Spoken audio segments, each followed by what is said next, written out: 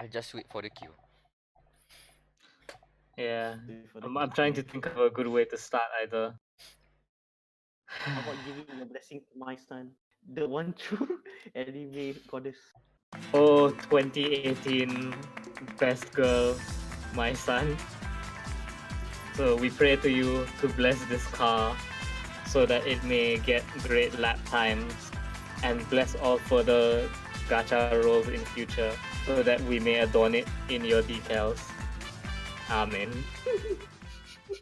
And just like that, we can start the podcast now, I guess. Oh my god, what a opening ritual that is!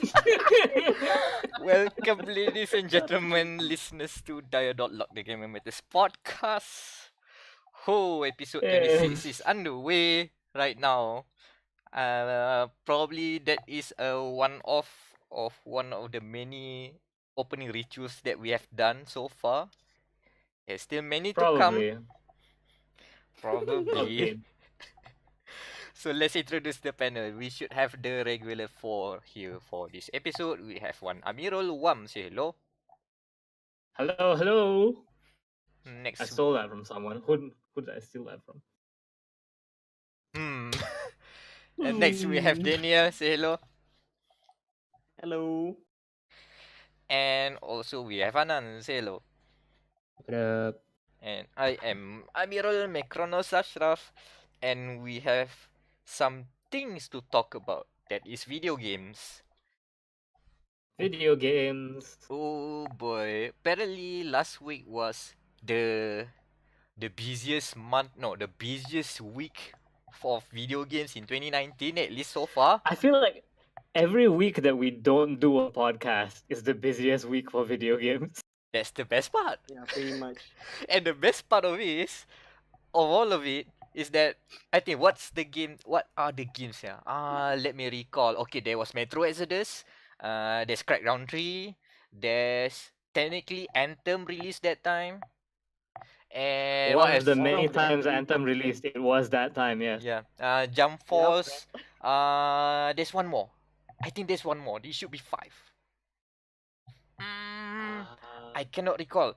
Well, anyway, there's Anthem released a second time just today.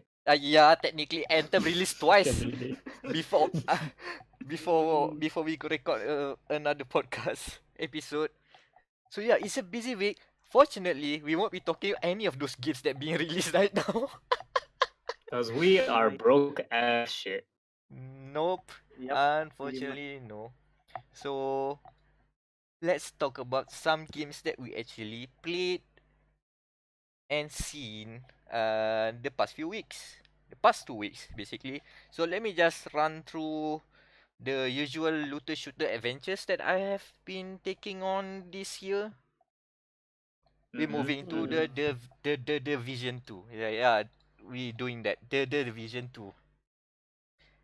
The division. Yeah, the Division. So the Division. The Vision. So no, now it's going to be a recurring thing now. Oh god damn it, I just did it again. The Division 2. So basically they did a private beta. The private beta past few weeks. And apparently despite it being advertised as something like a pre-order bonus or some sort of that, they actually open it to a lot of people who are just genuinely interested and sign up for the beta. And I got a code, so I tried it out. And so how'd it go? So let's just preface again about my thoughts about the Division, the first Division. I have made a lot of mixed feelings. Yep. I do not like the way that the gameplay and the environment / storytelling / world building does not match. I do not like the idea that I could just kill some people, like normal people, looting some dead body, shoot them on sight, and then suddenly meet another random people dressing like normal who is actually level 30 and just shoot me with a pistol and die in one shot. I do not like that. And also, I do like the environment in the Division. The Winter New York looks good. I do not like the way the Division 2 looks because it's going for summer Washington DC, which looks muddy. So anyway, the game. Yeah, it looks muddy. I do not like it. I do not like the way it looks. It looks rough, man. Really rough. As in, you know, the place is it takes the post-apocalypse cue in terms of uh with advanced time so far that vegetation and nature already claims most of the city, to the point that even the soundtrack reflects that. You can hear guitar strings being plucked this time. It really goes for the Last of Us thing. Oh, wait, I have a question, right? Mm-hmm. So it's Washington DC, Uh-huh. tapi like post-apocalypse. Technically post-apocalypse. Mm-hmm.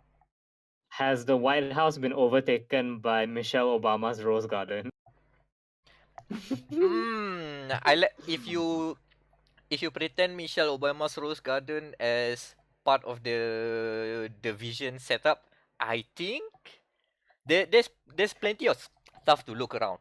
And despite I do not like the whole setup, the whole setting, the developers Massive Entertainment still delivers in terms of the world building, in terms of fleshing out the place to make it feel like alive and some sort of believable space. So, for example, I went into this downstairs into a basement car park area, and what I found is like this really disgusting place where waters is already like ankle deep. So you being and the water looks like green color. It looks terrible. It looks gross. Flies coming in and out, buzzing. Trash everywhere, garbage everywhere, and even on the streets, some of the streets, the garbage have flowers. They've grown flowers. I like that sort of things. And also there's one part of the side mission where you go into this one area. Also, just want to put it out there. Side missions, everything happen in the open world is seamless, no loading times. I just want to put it out. We'll come back to that later. That one place that I found is a hotel room. No, hotel. It's a hotel that is being overtaken by the new goons, the new enemy faction. And just after you kill a lot of the guards at the front, can you hear some stuff happening in the background? What? Okay, Now? never mind. I can hear some battles being done over outside of my house. Cats are screaming. I guess they are doing the cover shooting stuff. Yeah, I see. Oh man, heaven and hell. Heaven and hell, duel 1, let's rock. Yeah. Probably that's the better one. Anyway, that hotel area, after you take out the goons outside of the area, and just before the entrance, you can spot, they've put in some signs, guard duty, Monday, this person, this time and this time. They speak. At least I can feel the sense of civilization. There are people living there. Even the places like in Division 1, there's only just one hub you go and upgrade, right? In the Division 2, you can upgrade a few other projects and settlements. And those settlements even have people like kids playing around. And if you upgrade stuff, you can get TVs for them to sit around and watch. That's cool. And then there's like repurposed banners. So they took like old banners and then just spray painted. Put it vendor. Just repurposing stuff. Stuff in the White House, kan? Or they need to put in directions, you can see A4 papers being written down. This is office or something like that. Being stuck with sellotape, something like that. It feels believable. So I'm really happy to see that thing happening. Next point. The way the combat works. I'm happy to report that it's not the Bullet Sponge Simulator 3, the game. It's less of a that. They made good changes. One, all of the enemies are basically armored, or basically looks like they are not just like random normie hoodlums. So at least you can believe that that a level 10 enemy would actually be able to take some damage. And even some of those that actually have gameplay armor do have armor equipped on them. So you can see that, this guy dangerous, or slash this guy a bit of a bullet sponge. Understandable. Also, what they changed, they made you have armor. Instead of the stupid 3. Oh, thank God. The Division, you have like one line of health divided into 3 segments that will regenerate into the checkpoint of the 2 segments. That's bad. Instead, they change it into an armor system. So you have an armor, but when the armor goes out, you have the one depleting health bar. That's it. So you feel like you can take some more damage, and it doesn't feel like, oh, you go out of the cover, bump, bump, bump, bump, dead. No, it takes a bit a while. So you are more formidable in combat. And the So what enemies you're also... saying is, so what you're saying is, when your body is being hit, but your health doesn't go to shit, that's armore.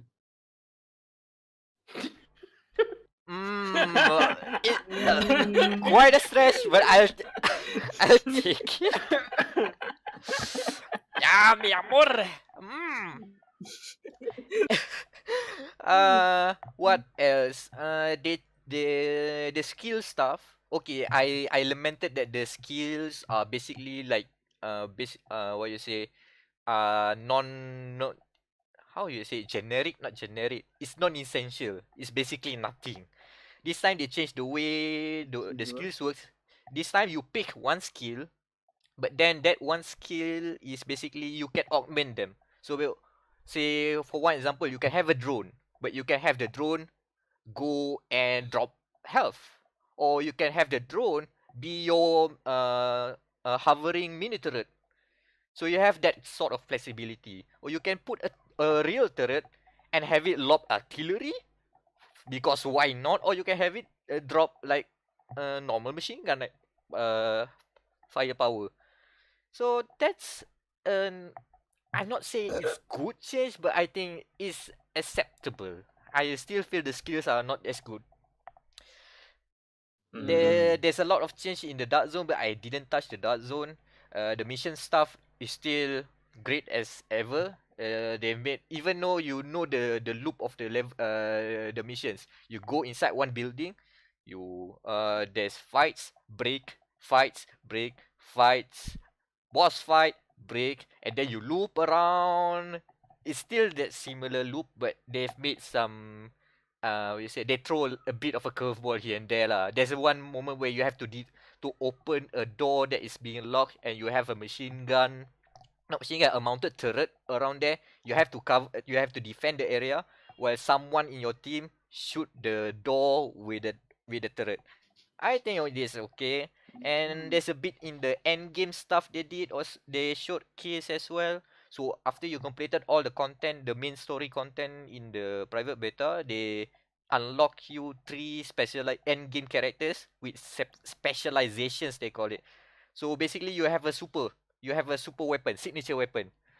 You can have a sniper rifle, you can have a crossbow, or you can have a grenade launcher. Sure. The Walking Dead trifecta. Gee, a crossbow or a grenade launcher seems very... And of course, I think very... disparate. Disparate, I guess. Yeah, it's weird. The signature weapons do feel good, but they are very, very limited in ammo. So I like to compare it more to like Destiny 2 supers, but not rechargeable.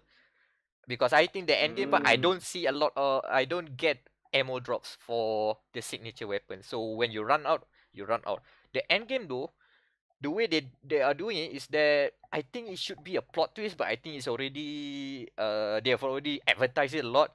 By the end game, basically the whole area of Washington DC is being taken over again, and you have to repeat the process all over.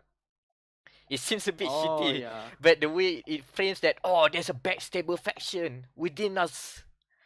All of our hard work of conquering the capital is now being taken back, and now we have to reclaim back our throne, our government, or something like that lah. So these enemies, I mean, they don't care. They want to promote the end game, and I think so far, when they say end game, they really mean it. Even though you go through the mission, which is basically took place in the same main mission as previously offered in the main in the stuff in the private beta. So basically you can compare one by one. Okay, you go through that same location, how does it shake up? You basically follow the same path, but there are tweaks in terms of the enemy is crazy. There are plenty of those folks that carry drones, that will throw grenades, that will throw turrets.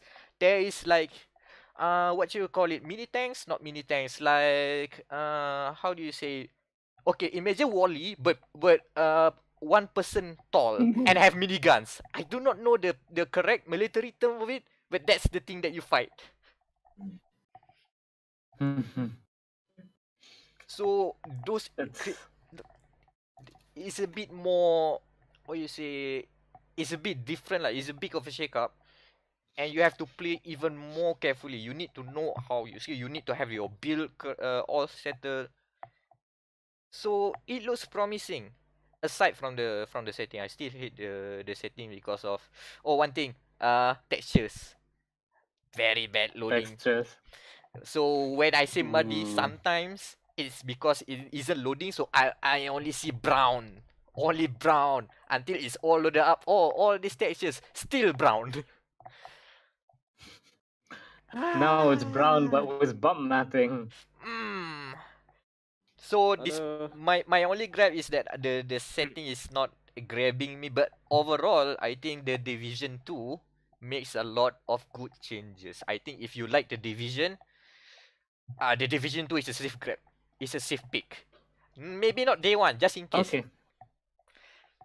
Okay, so now we have to get to the important question, which is, what is it? How is the tier list now? How has it shaken up the meta, the looter shooter meta? Yeah, so things have happened. Anthem has launched. We've seen some stuff, and I've played the Division 2. So can you call what Anthem did launching? That's well, it's out in some way or form. Maybe that's not it's been shat, I guess. Yeah. Scrolling to me.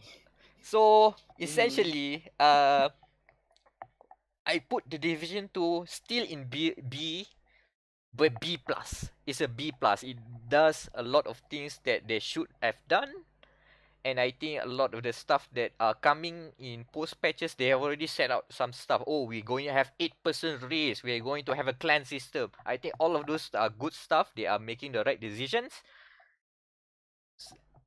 Just couldn't put it an A because of Washington DC loose trap. That's it. However, regards to Anthem, I say, oh, maybe B is for maybe Anthem. I like to take that back. I like to take that back a lot because, oh boy, let's just go into a Anthem Mini-Rant. Sure. Okay. Apparently, the loading times is egregious. I know it was a nuisance. Did you guys see that video where they put the Anthem loading screen next to the Sonic 06 loading screen? Yes. I thought it was just maybe just the demo. No, they did not fix it. I think they did patch. They did have a they patch it in some sort of in between the release dates to improve the loading times, but it's still unconclusively improved. So there's that. What else? Also, there's people reporting about the way the game is structured in terms of there are things called tombs where you go there only to be greeted by a progression block, and the progression block is something like like an achievement of sorts. So you need to get X many of kills or do many of this stuff. Those sort of objectives you need to clear out before you can advance the story. And for some people, those things did not track over time from your first playthrough. So when they go there, it's 0. So you have to go into what they got, free play. Okay, go into free play. Just do random stuff, just to crack up all of the achievements, which is that's a bad thing to get your progress, man. I know it's probably people are saying that it's just there to stop people from abusing the what's the 10-hour limit thing, or Origin/EA early early access. Yeah. That thing, that stupid thing EA has been putting out for quite a while.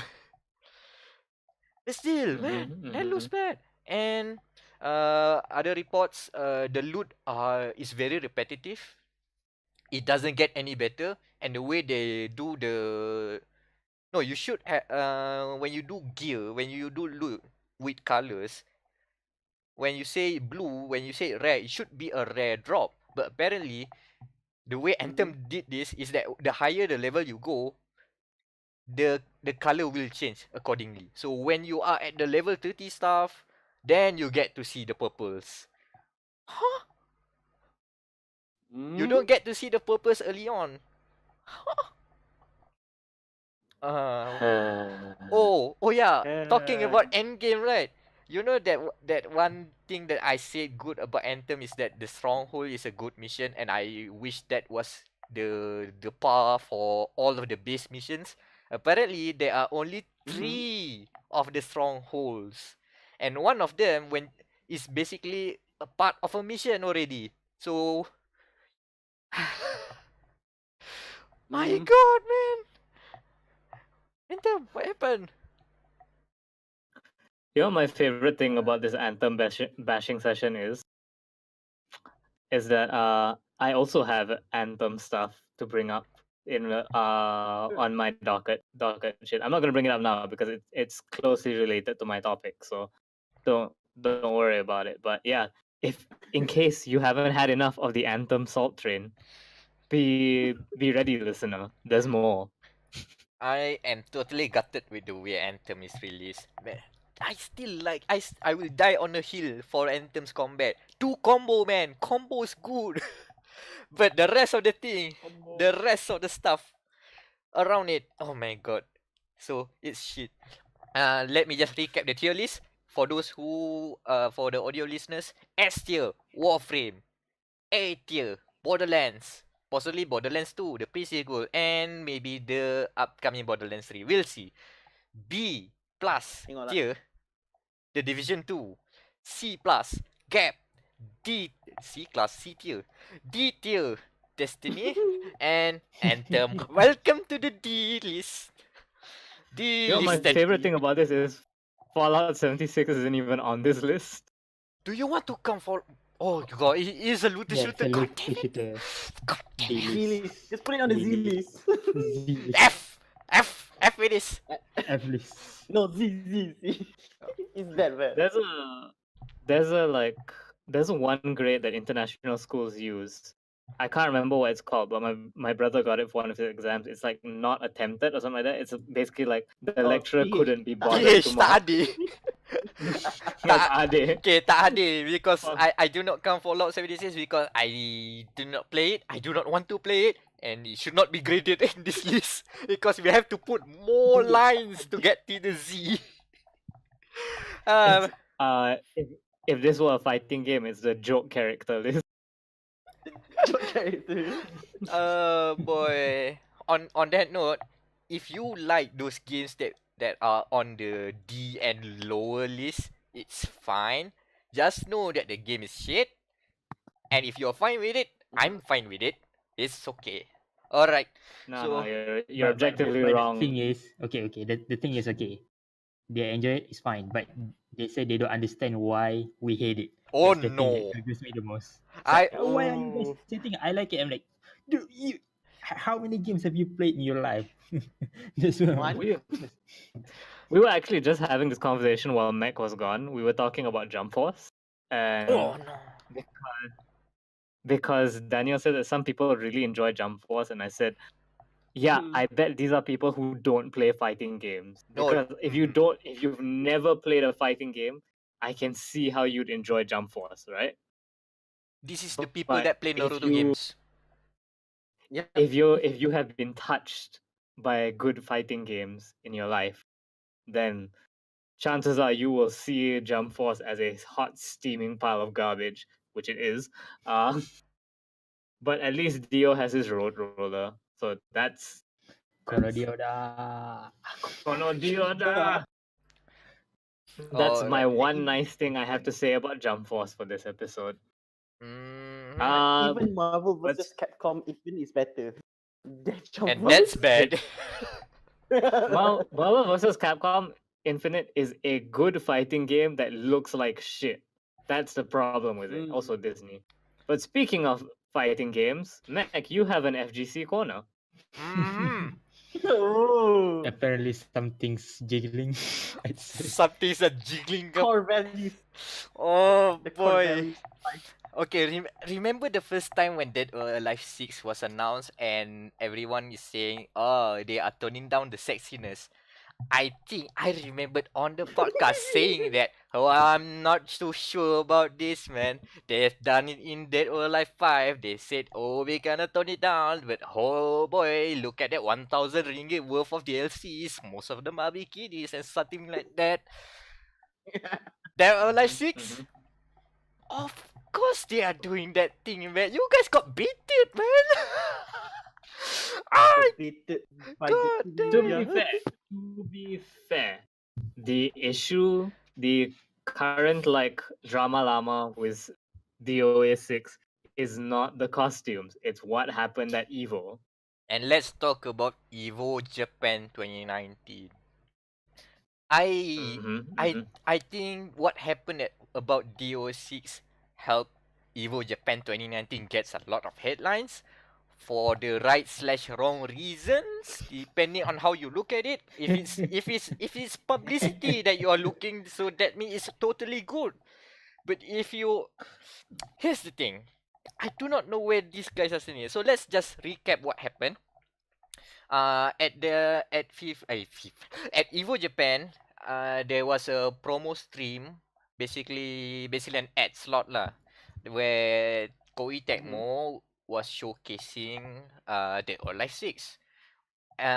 Based on their Twitter image, the tweet they put it out in Japanese. I just look at the translation. They are putting it out to showcase the game running on PC at 4K to show the graphics, to show off the beautiful graphics. Yes. That's how they frame it. And then The beautiful bouncing graphics. and then a few tweets later, they showcase that, oh, we are going to have this host, this person and this person. I forgot their names. I'll probably put it on the video feed for you guys to look up. Basically, I did some lookups. Oh boy, I do not know if I regret or enjoy that. They are gravure idols basically. One of them nicknamed Miss one of them was nicknamed Miss 100 centimeter hips or something like that. That's telling. And then a few tweets later, they show off more costumes that are looking more revealing than the usual things that they promo for the West. Okay, I can see where this is going. And then when the stream goes up, it suddenly drops. It was streamed on twitch.tv/evo. So Evo's main channel. It was streamed there, and then it got dropped suddenly. And then when it was back online, suddenly it was one of the presenters, Markman, was apologizing about, oh, we have to cut the stream out because of this. And then at the side, Mr. Tasty Steve tried his hardest to not react, but when he looks like he's going to burst a laugh or something like that. And then over on Twitter, Mr. Wiz himself, the guy that is the head honcho of EVO basically, issued a tweet apologizing. Do you guys have that tweet ready? I seem to forgot. I know the gist of it, but if you guys can read it out, it would be nice. Mr. Wiz. Let's see what I can pull it. EVO DOA 6 call. The tweet was later deleted, by the way. Just to add more content. That's why I am going to say. Up. Hold on. I have it. The DOA ad that aired on our stream does not reflect the core values of EVO or the fighting game community. We ended the stream temporarily to protect the integrity of our brand. We sincerely apologize to our fans. And I've Here's- been I've been I would like to. Okay, go lah, go. No. This is your topic. You should say it first. No, I've Why I been interject was- I've been informed that during the downtime, ads for Mortal Kombat 11 was played. I did not check if it's true or not, but wow. Core Yeah, that has values. been reported. That's That's true. that's I a didn't whole get it. other barrel of of issues. We'll No, just put my, it there. My issue Okay. is this.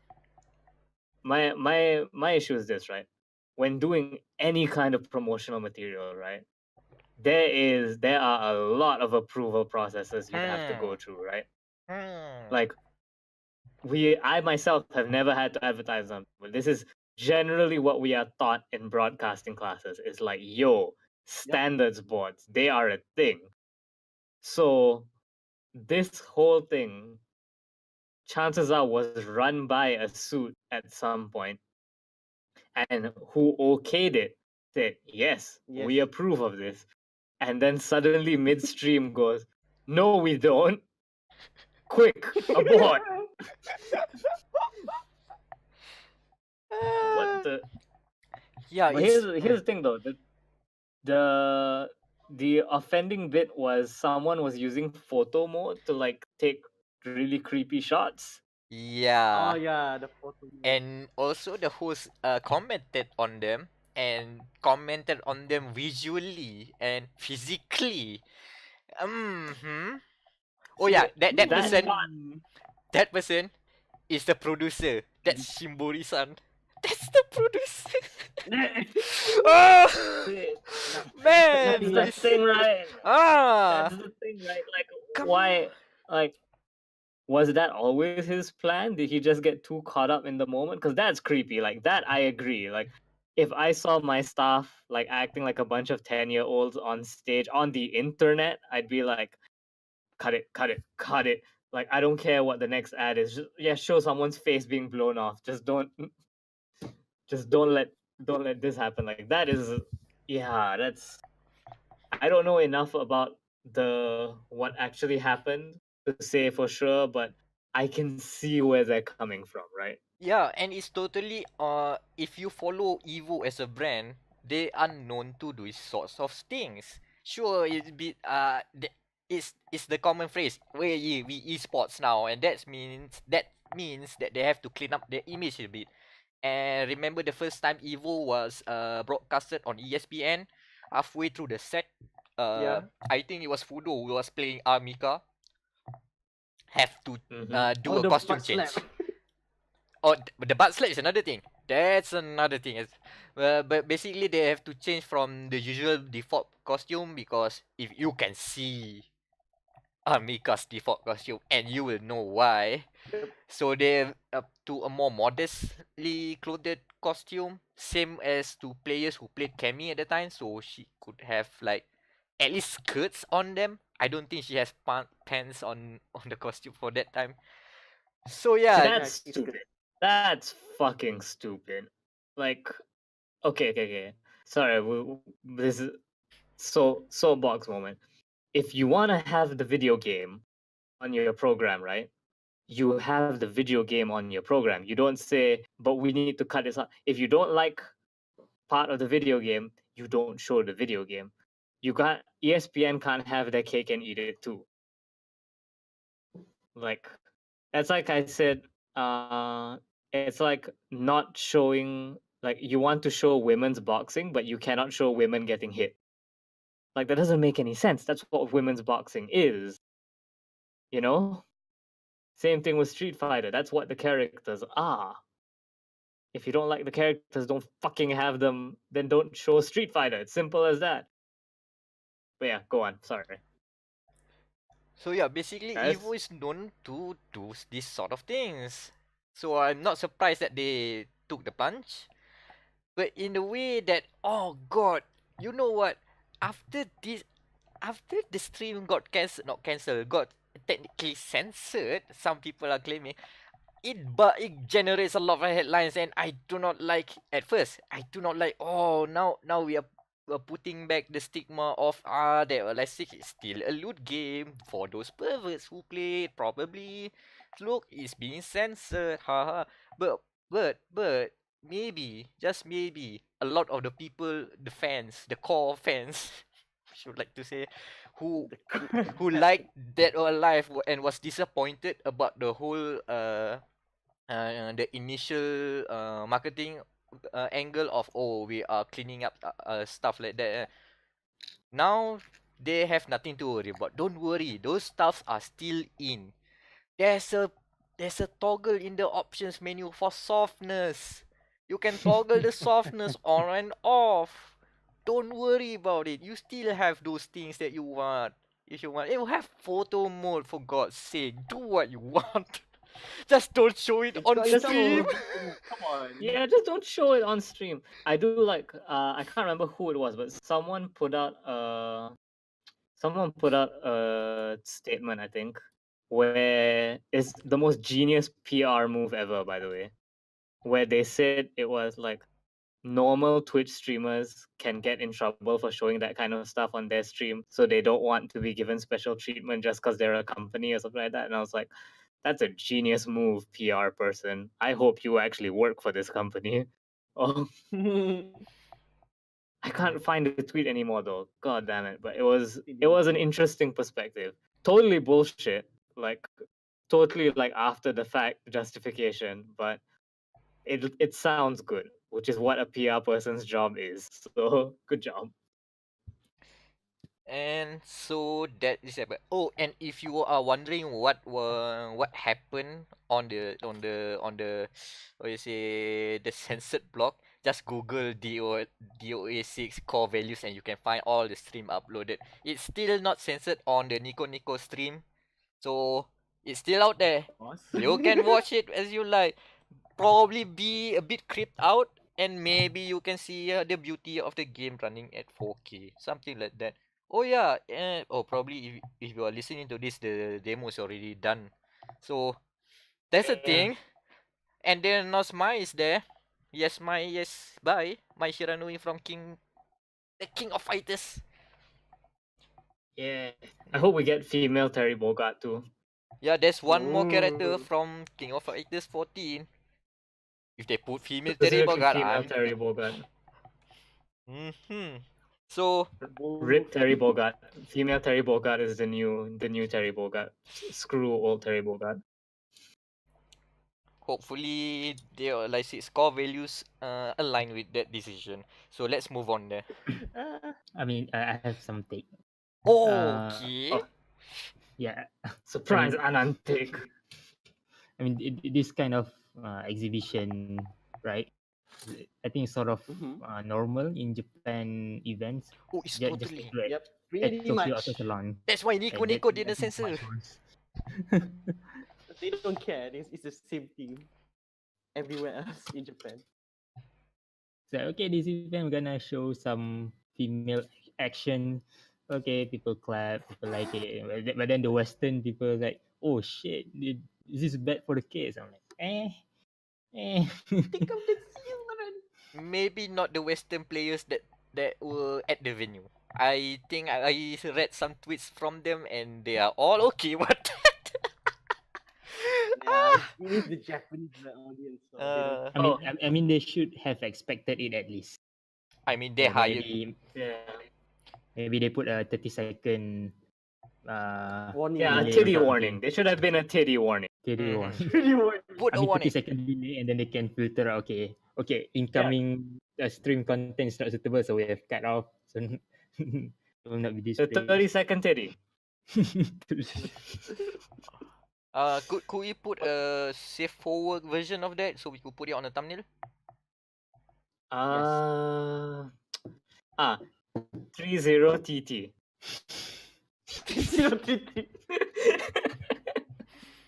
Man.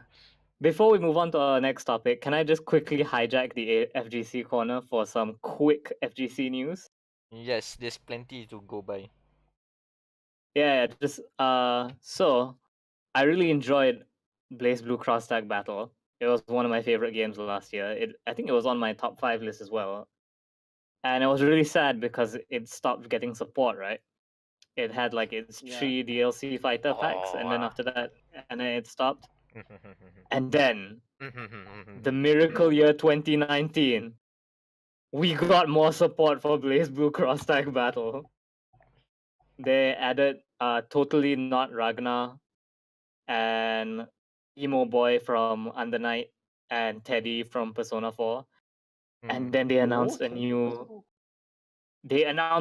like game entering Blaze Blue Cross Tag Battle. Mhm. We're getting Arcana Hearts. Oh boy, I no! have never seen. I forgot kids that were Arcana.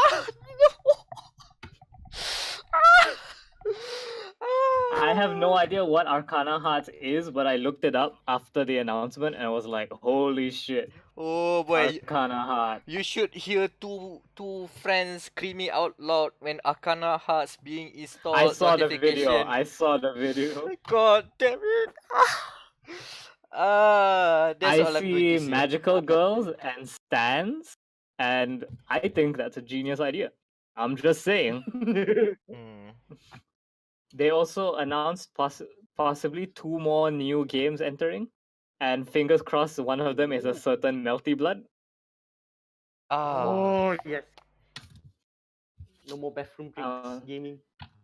Yeah, can we play Blaze Blue Cross Tag Battle at a hotel bathroom? If it comes out on Switch, oh wait, Blaze Blue Cross Tag is on Switch. Yeah, it is I'll get it. We'll go PJ Hilton and we'll go play in the bathroom. just to play at the bathroom.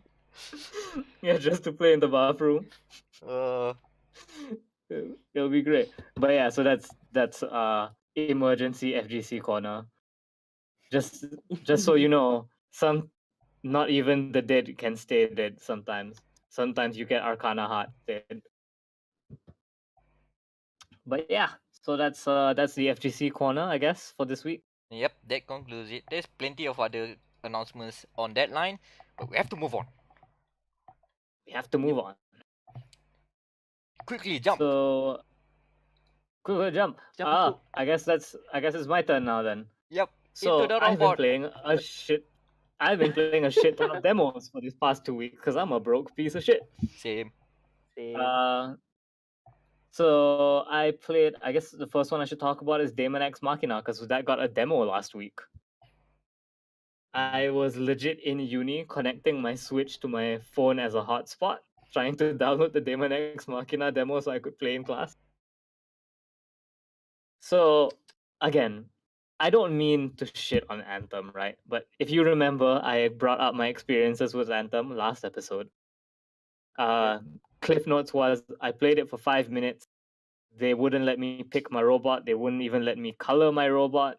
And they made me play a bunch of boring story stuff. And so I quit. I quit as soon as I could because everything was too boring. I boot up the Daemon X Machina demo. They're like, okay, create your character. And I was like, okay, cool. I created a character. And then they were like, okay, here's your robot. You can change the color or whatever. And I'm like, thank you, game. We're not even at the 3-minute mark, and I've already got a bright red mecha. So I'm not saying that character customization is the key to me liking your game, but goodness does it help. Especially when the topic we're talking about is giant robots. Daemon X Machina is great. It feels like legally distinct Armored Core. Like totally not Armored Core, guys. No, seriously, how even the Why? controls? The way the mechs feel? I haven't played proper Armored Core. Like, I played the demo for 5, I think, Verdict Day. Oh. I played the demo for 5 and it feels kind of similar where you got the bumpers control like your left and right triggers control left and right arms and left and right bumpers control your shoulders. Tapi it's like your right shoulder is an auxiliary equipment, so it's not necessarily a weapon, and your shoulder weapons can only be mounted on the shoulder. Yes, that's the Armored Core thing that I like. The boosting stuff feels good. It feels amazing. Although caveat, the starting mech they give you feels like shit because it's supposed to be beginner friendly. So it has like a lot of lock-on power-ups that come at the cost of speed. So the moment you complete your first mission and get some new parts, you take that fucker apart and replace it with good parts. So that's what I did. Also, this game has one genius thing that I only just discovered like a few days ago. Mhm. And you have to realize I've been playing this demo for like more than a week, possibly 2 weeks. Ooh. So you can customize the HUD in this game. Yes. Like- Yes. Ooh, okay. That's And totally I Armored don't Core. I don't mean like Fallout where you change the color of the interface. No. But can you I change the took color? the radar. No, you can't change the color. Oh, okay. That's a shame. It's But the radar. so the mini map starts in the top right of the screen. It's on the bottom left of my screen now. I also set the transparency to like 30% so that I can see more of the screen. You can move the health bars around, all the resource meters and stuff, change transparency. Like holy shit, you can customize this HUD. It looks like a completely different game now because I've readjusted the HUD. So yeah, this is like I have never played an Armored Core game, so I was not expecting this until my friend messaged me. He was like, "Hey, if you don't like how cluttered the HUD is, you can just move everything." Like, what the hell? It's so good. And so just brief like summary of my adventures in Armored Core. I sucked at it at first. Now I'm kind of not shit at it. I got very frustrated with the assault rifle because I felt it was too dinky. So I swapped out for 2 rocket launchers, one in each hand, God damn like a it. gentleman. Ah. Then the enemy boss, the boss in the demo is like this giant Tachikoma with a giant gun on its back. And you have to like blow off parts of its armor and target the cores, those armored cores in the Tachikoma.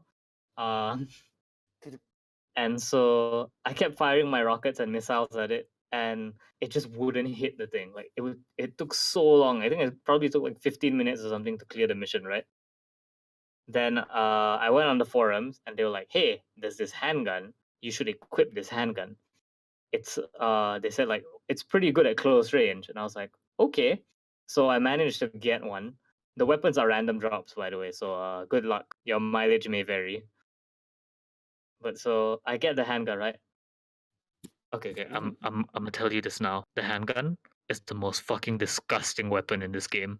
It's beautiful. Hmm. I remember I took 15 minutes to kill the Tachikoma on my regular try using the rocket launcher and the assault rifle. Fucking handgun took it out in like 5 minutes. You literally just fly up to all the armored bits. Blap, blap, blap, armored bit comes off. Blap, blap, blap, core is destroyed. Move on to the next layer. When the Tachikoma fires its big gun, its core, it will expose 6 cores on the gun. Blap, blap, blap, it has no cores now. The gun's broken. It can't use its beam attack anymore. It's stupid. Like I was having a casual conversation with my class while annihilating this Tachikoma with a tiny handgun. What? It's the most disgusting weapon in the game. I love it. And people are saying that if you dual wield it, it's even better. God damn it. Ah. Are there One laser of the blades? hardest fights. Not in the demo, but I presume probably be. Yeah, there's one beam saber because an enemy that you fight uses it, but he will not drop it. Okay, so there are that's your laser chance. blades. Part of the demo is you fight 2 other pilots in their mecha. And so again, that's a really hard fight. I'm like, because I use a rocket launcher, so it's like super slow trying to hit them. So I have to like I have to hit them with my pea shooter for a bit. I switched to the pistol. They fucking drop like flies. Like they died so quickly. Like I was talking to Daniel last night, having a normal conversation while murdering this pilot with the handgun. It's Oh yeah, so that's what fucking- you're doing. God damn it. You know, in Armored Core, when you meet another AC pilot in the field, that's the point when you know, oh shit's getting real. Because at in some levels I've played Armored Core 3 Silent Line, and Nexus, and Last Raven, just for context. In some missions, if you died there, it's game over. You don't get any retry. So it's going That's the high stakes when you see another pilot. And then you get displeased by a pistol. God damn it. It's a really good pistol. I wish I could save video footage and show you guys like just how badly this thing annihilates things. It's great. But yeah, I almost called it Armored Core. Daemon X Machina, really good, really fun game. And the demo doesn't have co-op, but the full game will have co-op. So I am excited because my friend has built a mech purely for speed. He's got a sword. He's got the sword, the pistol, and like a shit ton of speed. He gave me the controls for his Switch for a while, and I was just like, "What the shit is this?" Also, can I just brief tangent? This game is so fucking nerdy. I love it. There is a bit they've shown it before in like early footage of the game that they show on streams and stuff, right? Mhm. There's a bit where you fight a Titan class enemy. Oh, I can't remember what's actual name, but you know, a big fucking mech, right? Mhm. And because you're the new player, so your character can't beat it. So two NPCs descend from the heavens to save you. And one of them is a bright red mech with the call sign Crimson Lord, and the other one is a gray mech with the call sign Diablo or something like that. Yeah, it's Diablo. And they banter with each other, where they're like, oh, you know, like, ha ha ha, like you'll never be a better pilot than me, Diablo. It's like, I know you want to kill me, but you know, we have to go kill this giant mech thing. Now, if you're playing the English dub, you might think like, huh, that's a funny thing for them to say. But I am a weeb, so I played it in Japanese, right? Fucking Crimson Lord is voiced by Cha Aznavour from Gundam, aka So now it Ace makes sense. Pilot, who known as the Red Comet because he always pilots a red mech. And Diablo, the Grey Mech, is voiced by Amuro Ray, his rival, who pilots the Gundam, also called the White Devil. And for those of you who don't know, Diablo means devil.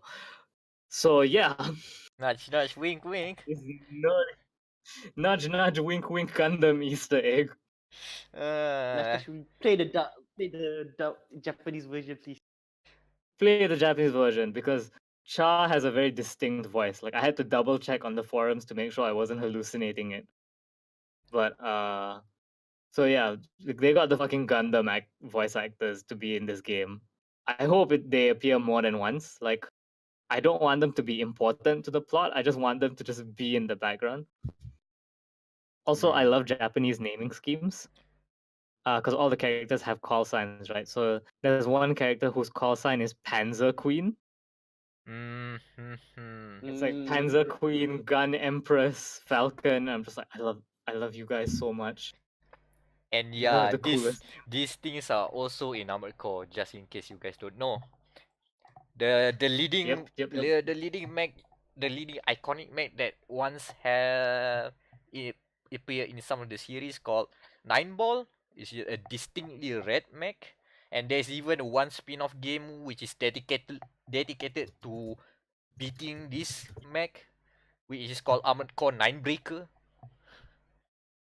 I'm looking at it now. It's a beautiful mech, by the way. Nine Ball. It's so important that they made a spin-off game just to beat him, just for you to beat him.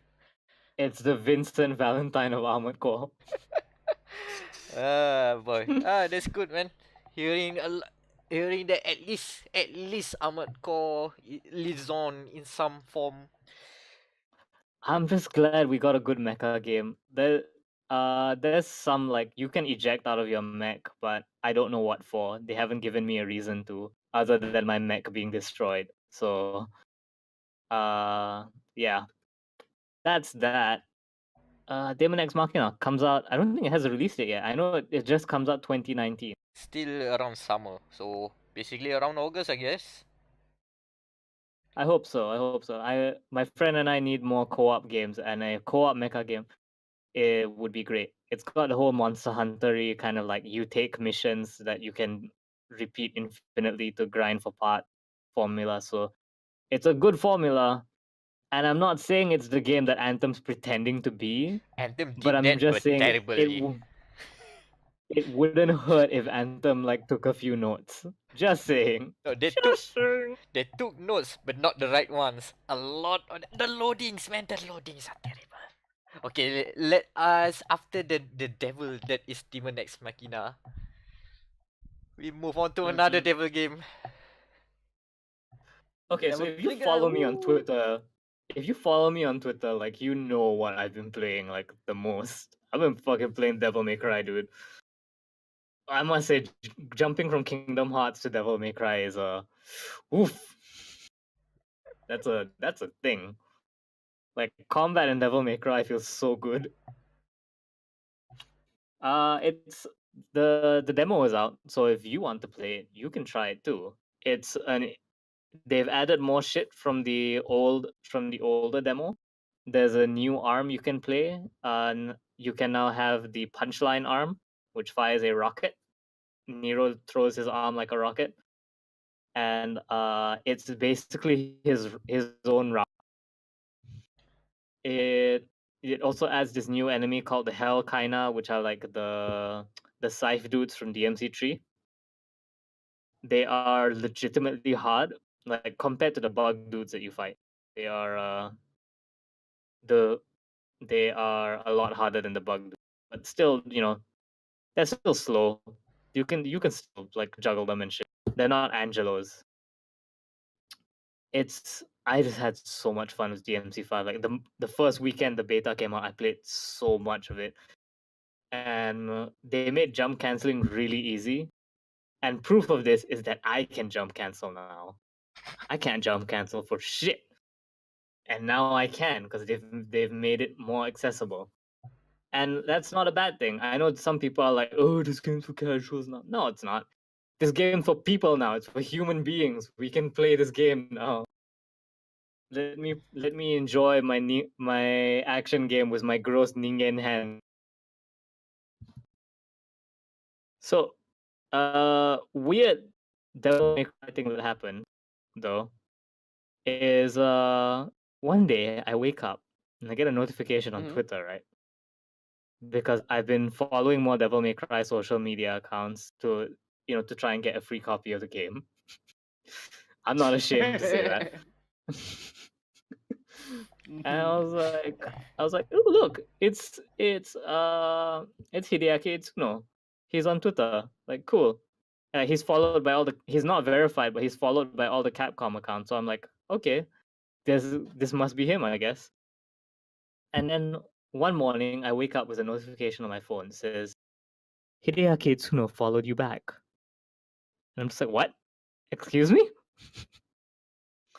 So I'm gonna check if he still is there. Oh, but we don't have one. Daniel, who's that guy? That racing guy team? What team corner? Who can him follow and unfollow, follow and unfollow back? Team Corner. Team Corner, right? God damn it! I keep on getting that notification every week. I was so just we followed I you. muted him down. Oh boy, I hate that strategy. I know it's effective, but not that man. So what? Still? Yes. So he follows me on Twitter. Yeah. Confirm. So I'm not saying that Itsuno-san and I are super smoking BFFs, right? I'm not saying that we're super smoking BFFs. I'm just saying that if we were smoking sexy BFFs, following each other on Twitter would be the first indication of that. Is what I'm saying, right?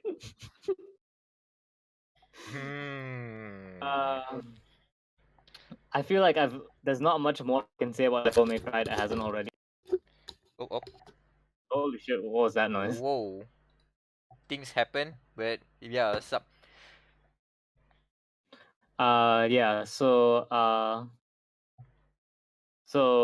yeah, there's not much else I can say about Devil May Cry. It's a really good fucking game. Play the demo.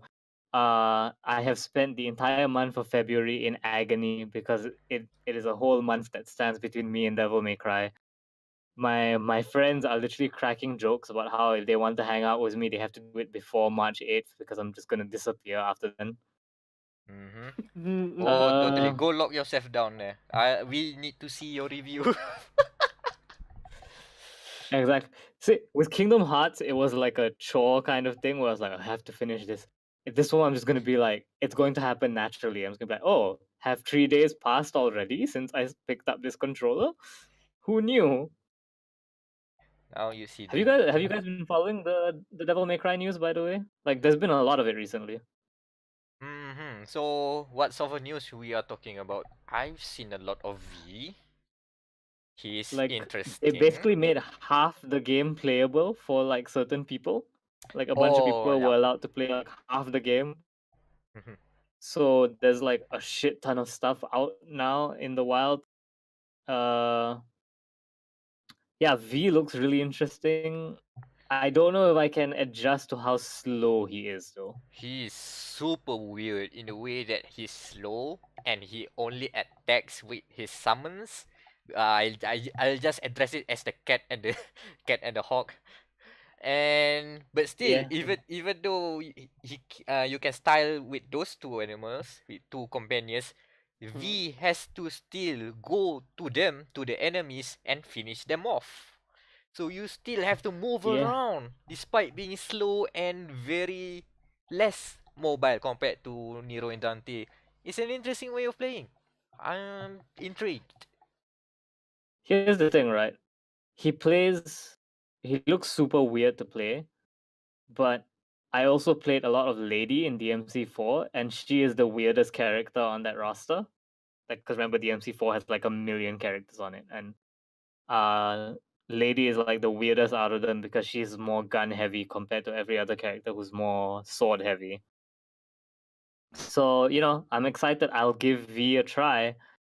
I feel like I may get hooked on him by accident because that's the thing about weird characters, right? If it feels good, then you're gonna get sucked in. Oh yeah, he taunts by So, reading a poem.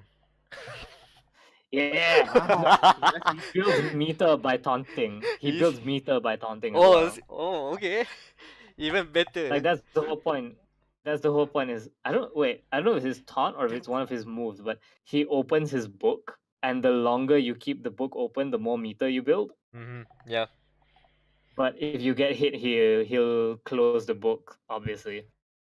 So there's a lot of videos where he's like walking around, holding the book open because he's building meter. Because the summons all have super attacks that require meter to charge. Or if you get 3, you get to summon Nightmare, which is the Mhm. third summon. Yeah. Right I don't now, know. Mac, did you play DMC1 by the way, Mac? I didn't touch 1. I do not care about 2. I only played 3, and it was one of the nightmarish things I've ever played because that was my first exposure to this sort of games, I guess. Character action in general. To be fair, Devil May Cry 3 was one of the first character actions. Like it's drastically different from 1. No, the reason I asked you played 1 is because V is a huge reference to DMC1. All his summons are named after bosses from DMC1. Yeah. I've seen that.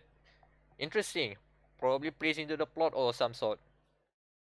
Probably. Mhm. But yeah, DMC5. What day are we recording this? This is the 23rd now. We are Yep. close. We are so close. The next episode would probably be the eve of Devil May Cry 5. Depends on when we record Yeah, it. Last one. The last. I'll do the podcast remotely from Gamers Hideout as I pick up my copy of Devil May Cry 5. Ah. I'm going in the bunker, boys. Do not come out until you get the review done. Wow. That's the power hour, yes, for now. For now. Oh yeah. Well, we've been running a while. Oh my god. It's okay. I'm keeping track. Should be fine. So, Daniel, what But you yeah, up to? Besides playing Persona 5 right now, Yesterday, at time recording yesterday, me and Wam went to an event. Mm-hmm. Yep. What is it called again? I forgot the name already. It was some game dev event. It was a game dev meet up at Level Up commune, where they showcase their games to the public. I think this is the first time that it's free, if not mistaken. Well, because it wasn't level up. It was like level up spin-off, right? Uh-huh. Yeah, Level Up spin-off. Level Up KL is a whole thing. That's basically the GDC in Malaysia. Smaller scale, of course, but it's that sort of things. Conference for game devs. Yep. So this one was more like a party for game devs. Because it's literally that, like, we come in, there's just a like game devs just hanging out, like sitting on tables and stuff. We're like, oh yeah, no. So what game are you guys working on? Well, they were like, oh cool, we got to try a bunch of stuff, didn't we, Daniel? So, we did play a few games. Mm-hmm. Such as there's this one game I think Meck will love. It's called what's it called again? Tetris light game. Tetrihomium or something like that. What? Tetrahomicon. What? It's basically a Tetris. It's basically a Tetris, but you have to build a home for an NPC in that level. Can you spell it? Matt. It's really weird. I have to check back. Apparently, Tetrihome is something, but it's not the game. It's something else.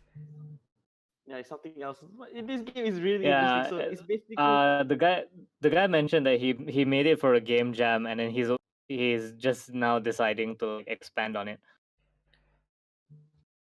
That is the most fun thing I've played. So Tetriminos for a game, for a house? Come on, I need more explanation. I am intrigued, but I still not understanding. Okay, so imagine Tetris, right? You have Tetris, but there's also a little person taking up one square on the grid. They may not necessarily be at the bottom. Sometimes they can be like a little higher. But so on top of clearing rows and shit, right? You cannot crush the person with a block. So that means the entire vertical stretch below them is off limits now. And secondly, is the game ends when you build them a house, which is the objective of the levels. How do you build them a house? You have to make sure that they are completely surrounded by connecting blocks. Oh, so you block them in, basically. Yeah, you have to block them in. And in the campaign mode, I guess, they give you like minimum requirements for how big the house has to be. And it's horizontal distance, not vertical. Okay. It's horizontal distance, not vertical. So you cannot just build things. So now you have like limits to where you can put your blocks. And sometimes there's platforms as well, like messing up your block placement. So you cannot play it like normal Tetris. It is the most genius concept I've ever seen. Okay. Like, so no use for the T-spins then. Okay. Alright. T-spinning is like high level tech in this game. Wait, it's still using okay. Because you need to be able to like swerve it around corners and stuff, right? It's just that neither of us can T-spin, so we couldn't do it. We're not grandmasters yet. I only understand mini T-spins, and yeah, that's it. Still learning. Okay. But yeah, it was a pretty genius game. Cool. What's the name again? Hold on. You guys vamp. Let me get my name pulled up, and I can tell you the name of it. While you get the name, what else did you play, Daniel? The other game we play, one played was Rokonda. It's basically like side scroller, in which it's if I'm mistaken, it's basically the John Wick but in ancient Japan, because you have a dog that you lost during the first boss. So now you have to go on an adventure to find your dog again. Interesting. And their animation is very good. It's like it's made by one person. So, ooh, could this be the Tetris malicious? Home. Tetris Home. Yes, that's the name. Okay. Remember Thunder? What's it called? The weird. The Metroidvania, yeah. Yeah, the Metrovania. It's a really cool, it's a very promising game. It has one of the most genius things ever as well. It has a teeter animation. If you land your character too close to a ledge, they do this adorable teeter animation. It doesn't affect anything, but I think it's just a cute thing to have programmed into the game. Okay, Yeah. cool. It's I have no idea how to talk to game devs, by the way. Like, so I apologize to Okay. every game dev there if I sounded a bit harsh when I talk, because the guy was like, "Oh, do you have like any feedback on the game?" And I was just like, because you can jump and attack in this game, and you do a downwards like slash, right? So it's like diagonally down thing. And I was like, well, the only boss fight in this game, not counting the scripted one that you lose to, is an Yeah. enemy that flies. And I'm like, it's very frustrating that you gave me an enemy that flies, but my jumping attack hits down. So, like, I hope, like, I'm apologizing to you on air, the Rokudo dev, but like, if that sounded mean, but I meant it in as constructive a way as possible.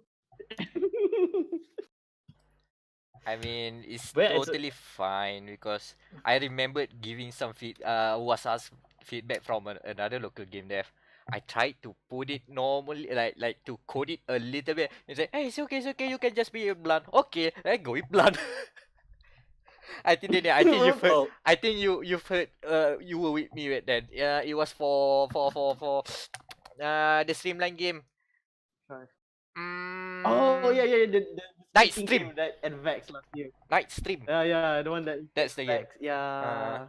So it's okay. I think they are par for the course. So should be fine. Anything else? Also, there was this really cool concept game that we played, right? That we broke. Anomaly. The game's called Anomaly. It's basically a two-player game which one controls the robot because you play as a robot, and the other controls like this hand movement using a sensor thingy. I think it's like blue. It's like infrared. Maybe it's probably infrared. Is it a magic leap? Yeah. It feels like. No, it's just like this strip of text stuff, and then you just punch it using that. It's very interesting. Yeah, you But move the your more hands interest- over the thing and it tracks your movement. Oh, it's a magic leap then. Yeah. Magic leap. Yeah. I think so. But that's not the fun part. The fun part is we accidentally broke the game halfway through our playtime, What happened? which they cannot fix because Yeah, they tried to fix it for the rest of the event, but they were. because one of the levels was they have to punch like these boxes to get to the end of the level, and somehow we triggered a bug, which means every time we punch a box, the box will go behind of us, and it will count as a death count. I have a theory, right? I have a theory how this bug works. Dudley from Street Fighter is hiding in all the boxes. Because we punch the box and then we immediately die. The only thing that could do that is a cross counter from a gentleman boxer. So I'm convinced Dudley is inside those boxes. If there's rose petals, then that's confirmed. I mean, there could be. He cross counted us so fast we didn't have time to. The game restarts you automatically when you die. So also, like a bunch of fucking nerds. Every time Daniel punched the box, I would yell "Ora." Did that cause a commotion? Because god damn, I would like to see that in action. Yeah. The devs had like a smile on their face because they're just like these two media guys going "Ora, Ora, Ora." Oh boy.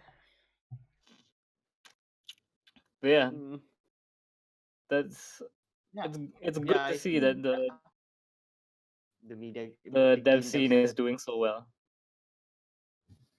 I think we didn't. I think Yeah, we didn't. Hold on, Daniel, can't hear you.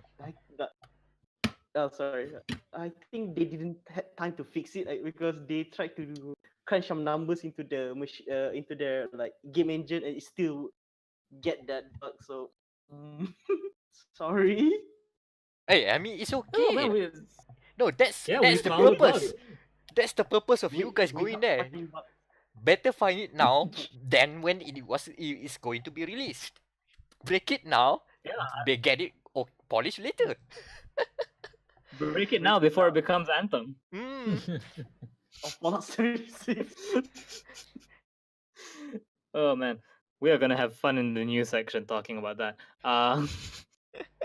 But so we also met up with the people from Weird Works, played their new game. Whose the name of the game I keep forgetting. It's not War Pods. Same. I think Space Pods. Strike Pods. Strike Space Pods. Pods probably. Huh?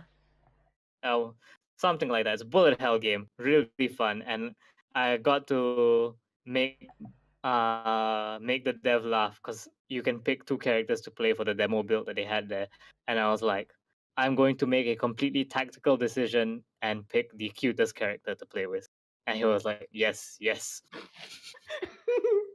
And he loved that so much. Oh yeah, it is Strike Basically, Pods. like, It's in the War Pods universe. Strike Pods. oh, so it's the Apex Legends of War Pods. Yeah, because last year it was War Pods. This year it's Strike Pods. So yeah, it is the Apex Legends of the War Pods universe. Interesting. Yeah, you know nothing on their site right now, so that is pretty entirely new, I guess. Wow. Which is interesting. You guys got some good stuff there. We did work. We did work, yeah. Remember to just Also, post us pictures. Okay, one more. Yeah, I'll post it after this. Not just what's the name of the building again? Fuck the people who built the building, by the way. The building that this event was the guys made the ventricle buildings. The vertical, yeah. So there are 2 buildings side by side. It's called Vertical Corporate Towers and Vertical. Yeah, 2 buildings. Fucking hell! Navigating that mess was that's a horrible mess. Did you got into the wrong tower? Yes. We did got into the wrong tower. I can laugh because I And got there that was too. there was a long queue at the tower. So we were there for like 10 minutes just to be told we had the wrong tower. Yeah, I got lost like 2 hours. I've been there before for some other appointments as well. So yeah, that is a recurring thing.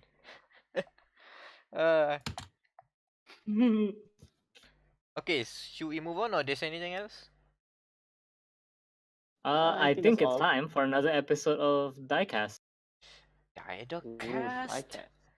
Vroom vroom vrooms. So F1 testing was this week, and I think we don't want to talk about anything except the 3-day delay of this one team. Oh, the toothpaste team. The toothpaste team. The Williams. So one of the most prominent, famous racing team there, Williams, came to the F1 testing 3 days late. First time in history. First time in history in the 65 years of F1, never have anyone came 3 days late to a testing session and pretend that nothing happened.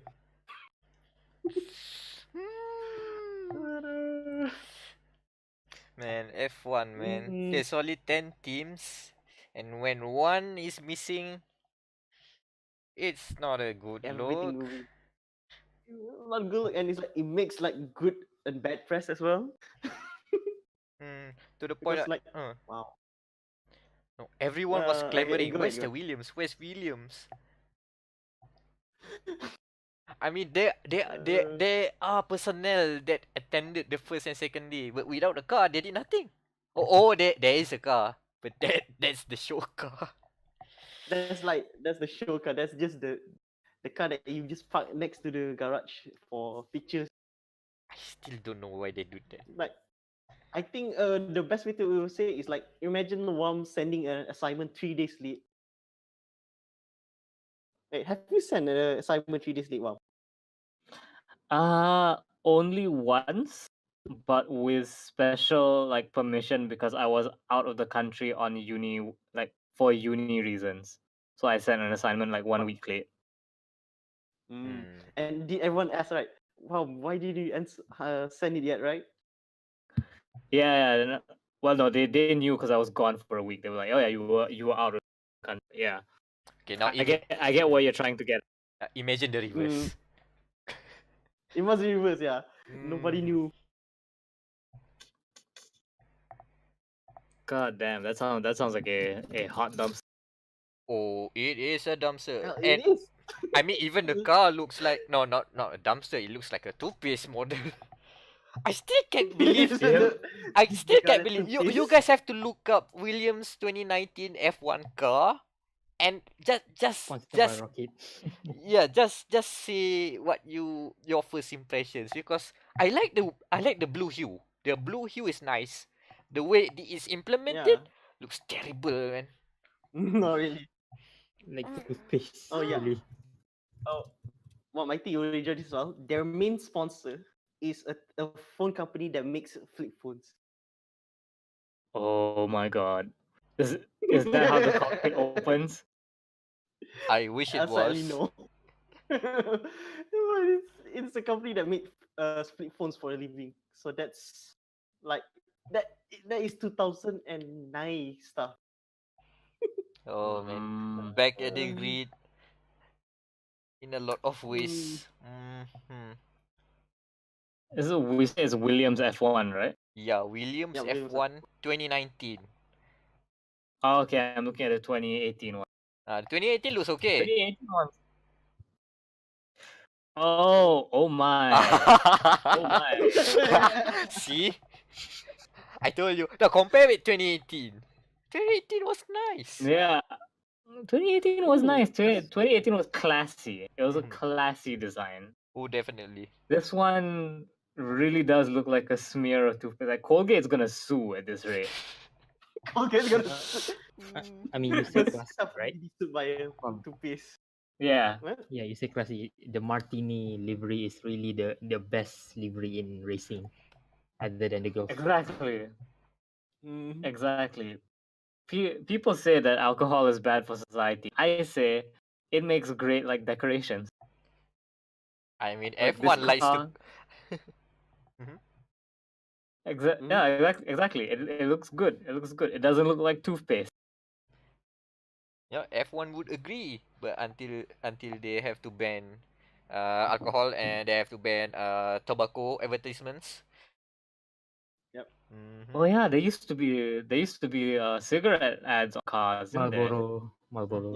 Yeah, Marlboro. That's the Lucky one. Strike, Mile 7. Now they are still think there, but in incognito mode. Yeah, they're not Mission the big on the side one. Mission That's- now. Yeah. I mean they promote it sideways in terms of they are promoting their initiatives. Like Mission, we know is basically a front Mission. for the Marlboro brand, Philip Morris. And It's still there, still the M that if the McLaren one. yeah, Well, Be- Better Tomorrow. Better Tomorrow is for Wow, British can you see- American tobacco. Yep. Wow, can you search the McLaren F1 2019 and tell me what's the first thing you see? McLaren F1 2019. F1 2019. Iron Brew. Yeah, I know. I knew you say that. Oh yeah, it's Fucking orange and blue. Brewmobile. I didn't Like, notice. Oh, Yeah, fucking Brewmobile, man. I'm just glad they made orange and blue looks well, despite being complementary colors.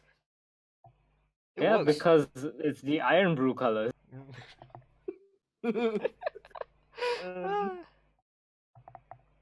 I will. I stand this team now.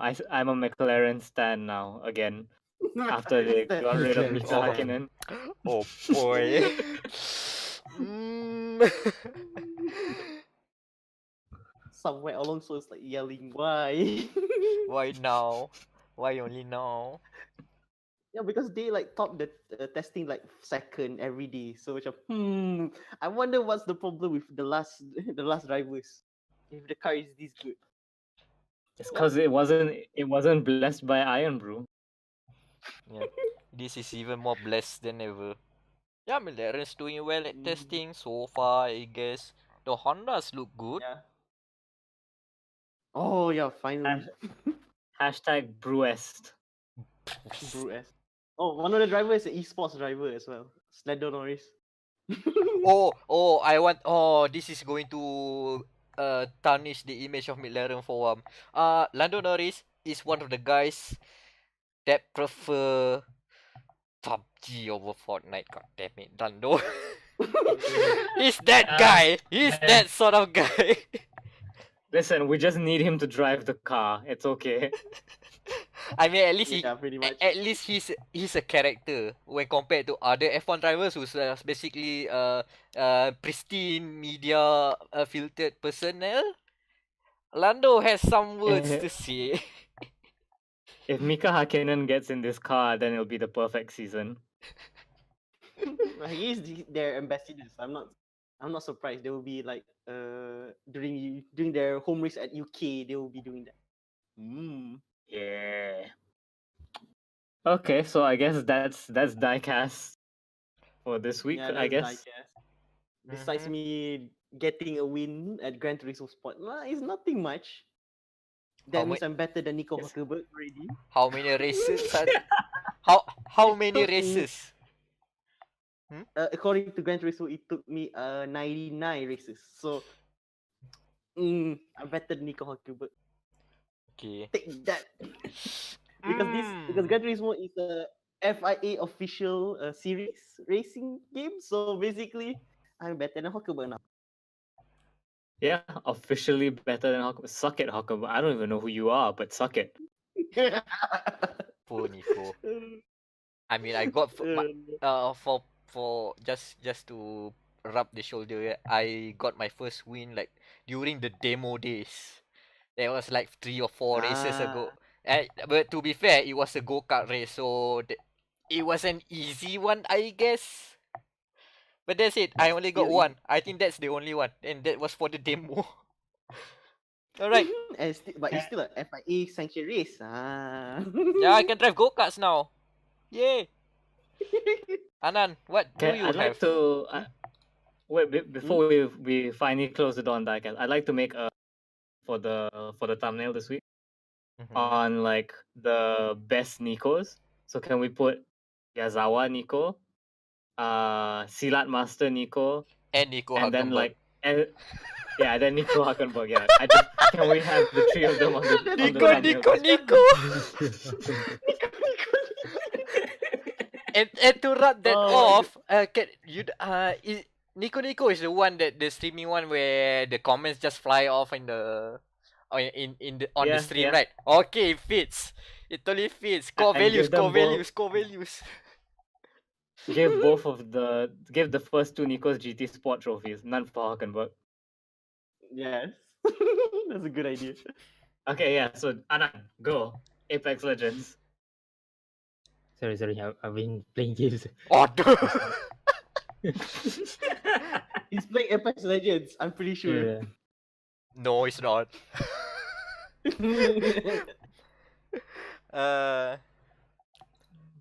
Yeah, so I've been playing a lot of Apex Legends for the past week.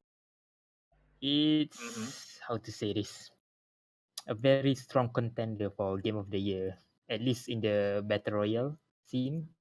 I'd say. Oh yeah, definitely. It's definitely getting put into a lot of Game of the Year lists. Yeah.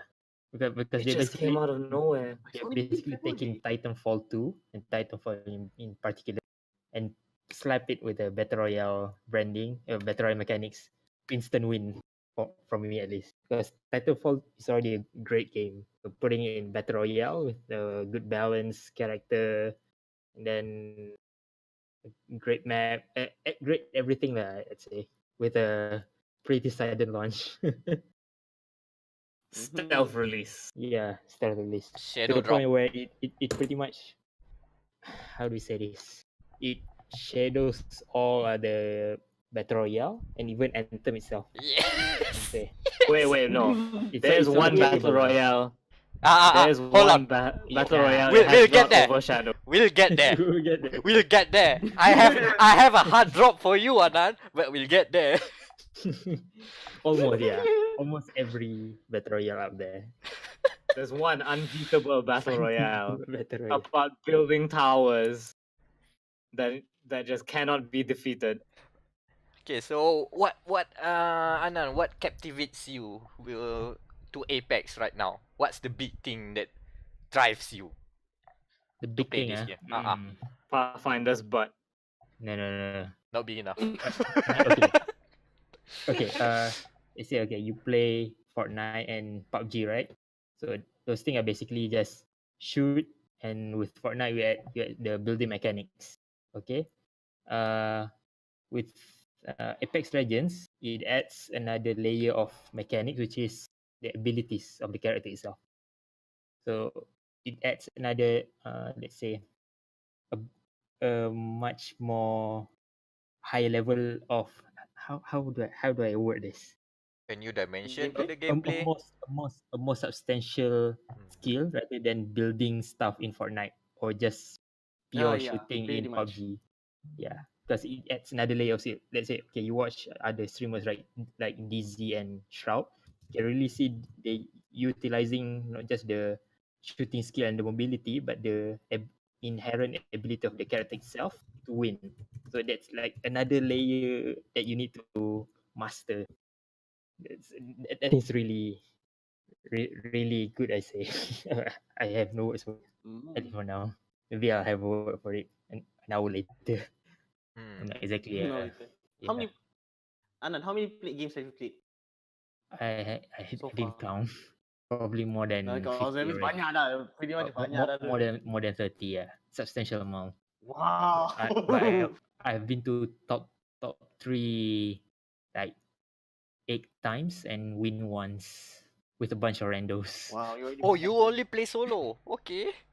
Yeah, I've played with Wow. some team, some pre-planned team in Discord, but yeah, no win. I won and all of the like top 3 and all of and the win all with randos.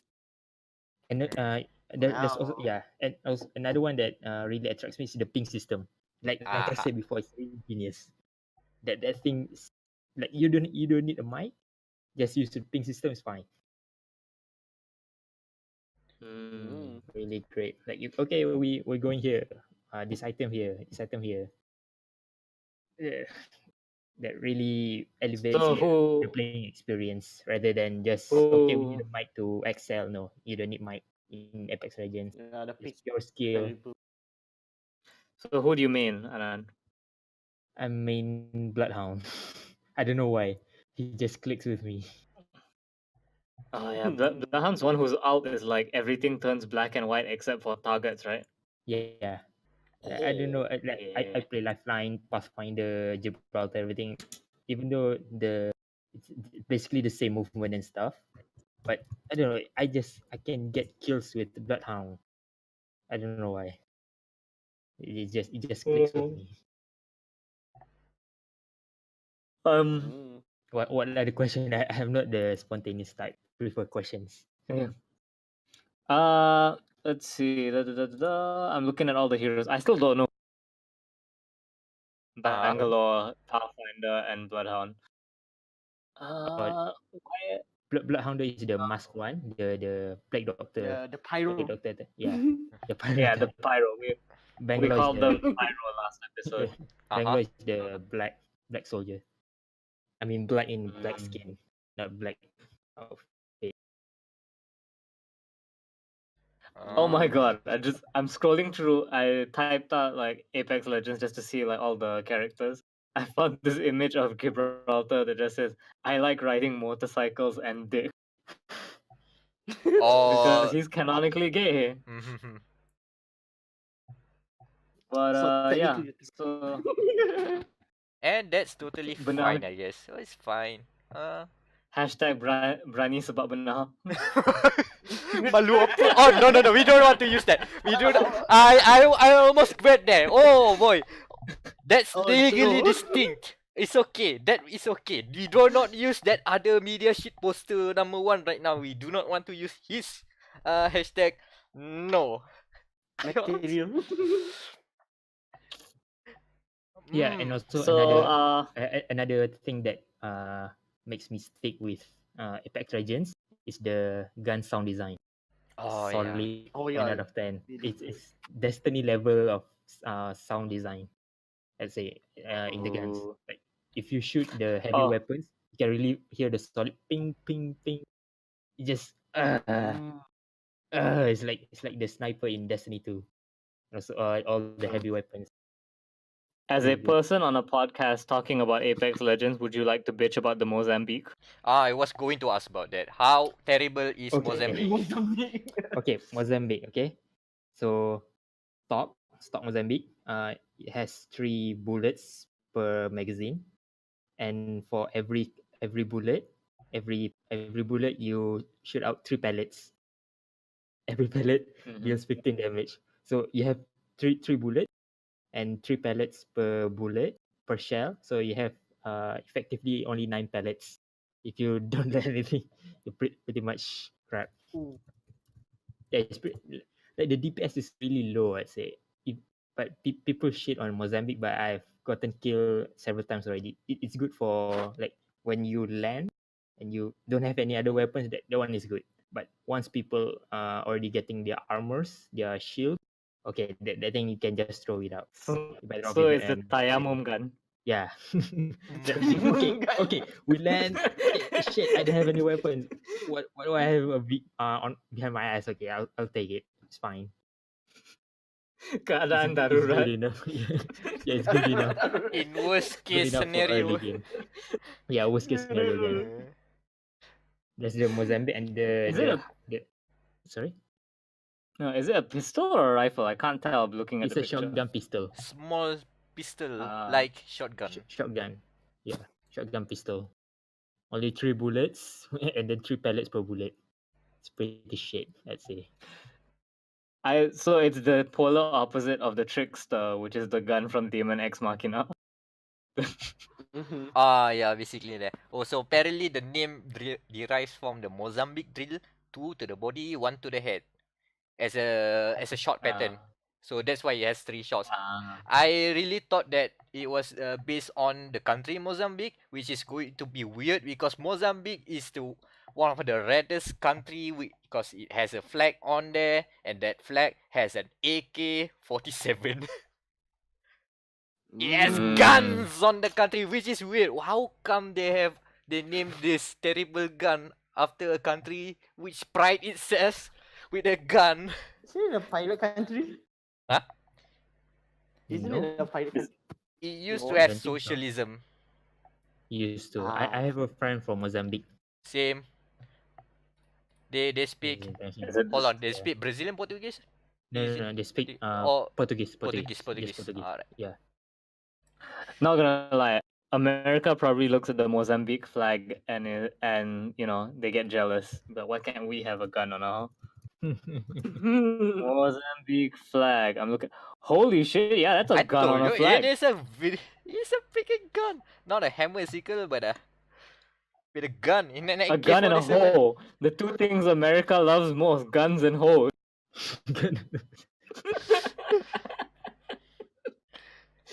Shout out to the Mozambique people listening out there, if any. Those are good people. Podcast in Mozambique. Okay, back to Apex. Yeah, I already forgot my point. Okay. Gun sound design. That's Sorry. what we were talking about. The fact that this game is made with Source Engine is unbelievable. Oh, yeah. Unbelievable. I'm still, even though it's heavily modified, we say heavily modified Source Engine. It's not Source 2, right? The original Source. Same like Titanfall 2.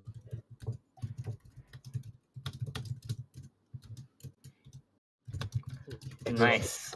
Someone switch. So I guess Hmm? that would be the end of the Apex. The apex of the Apex talk. Apex So we are Legends. exiting Yeah. out of the corner. Motorsport Mhm. talk. I'm sure there will be plenty of Apex talk in coming episodes because Def- it sounds like this game is here to stay. And I just put it up last night, and I just did the training. I think I want to try it out. Player. Here's the thing, right? Okay. Respawn. You want me to play a game, right? Give me a character that's basically just a Titan, but shrunk down. You can make up whatever reason you want. Just give me the Titan HUD again. Hold on. And Okay. I will play a game. So you want Battle Royale, is it? I'm thinking. No, I'll yeah, basically, I guess. I'm thinking of, you know that Fortnite has the Thanos limited time mode where you get that one infinity glove and you get being OP. Imagine limited Mhm. time mode, one person gets to be the pilot and pilot summon a Titan. Wreck shit Here's the up. thing. I One won't- Titan. Come on. I won't Come I on, won't EA. play it because I know I'll never get to that. Like I'll always get like passed over by someone else. I played BioShock 2's multiplayer and everyone else got to be the big daddy except me. So I've sworn off any kind of mode that doesn't except HOTS because HOTS lets everyone get a turn to be that because it happens so frequently. Mhm. But yeah, so no, just give me a character who is a mecha, and I will be in. I'll be in, guys. That's what got me in on Overwatch. Overwatch, I was like, not so. Here's a girl who pilots a mecha. I'm in, guys, I'm in. So yeah, Eva just is a really versatile character, you know. I play her a lot, and she's one Who? of the most versatile character. Diva. who? Oh yeah, I have like 30. Like a I have like a shit ton of hours in Diva. So, but this is pre-rework Diva. So Oh, okay. I mean, pre-reward device is pretty shit. The defense Ooh. matrix is on cooldown. Nope. Once her yep, reward is can up, confirm. yeah, she's really good. And only I back a bit back to Apex. There's only two things I wish from Respawn for Apex. Rank competitive and custom game or custom server. Yeah, that's all. Oh, yeah, custom game is gonna Oh, be custom sick. server. Oh Custom boy. server will be great. I Oh mean, boy. you want to do like competition, right? So you need custom server and also rank competitive because you don't want god skill player ruining your day. So okay, this rank we play only this rank. Go Grandmaster. So Anan, Yeah. have you gotten any interesting emails lately? Yeah, very interesting to say the least. So okay. Okay, no, So- wait, but no names. We're not gonna Okay, no mention names. names. Yeah. Anonymous. No names. Okay, so on one fine sunny day, I got our page got a message from someone. So this guy is asking for help for his class project. So not class project, his certification project. So his course when he needs to graduate, so he needs a project and also a report. So the information for the report, they decided to ask us to get the information.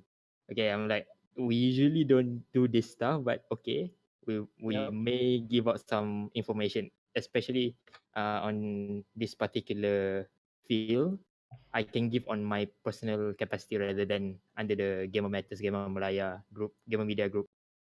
Okay, fine. Send an email. So I give that person a throwaway email. So I have 7 emails. I give him one of my least used email, so it cannot be tracked. Wow. So and then the best thing is he emailed his table of content of his report. What the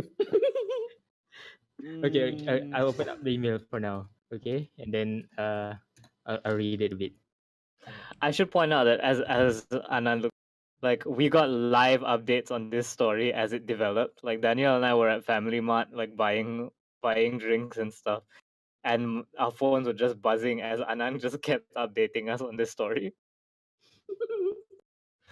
We were on our way to the event, and we were just going like, oh, another development.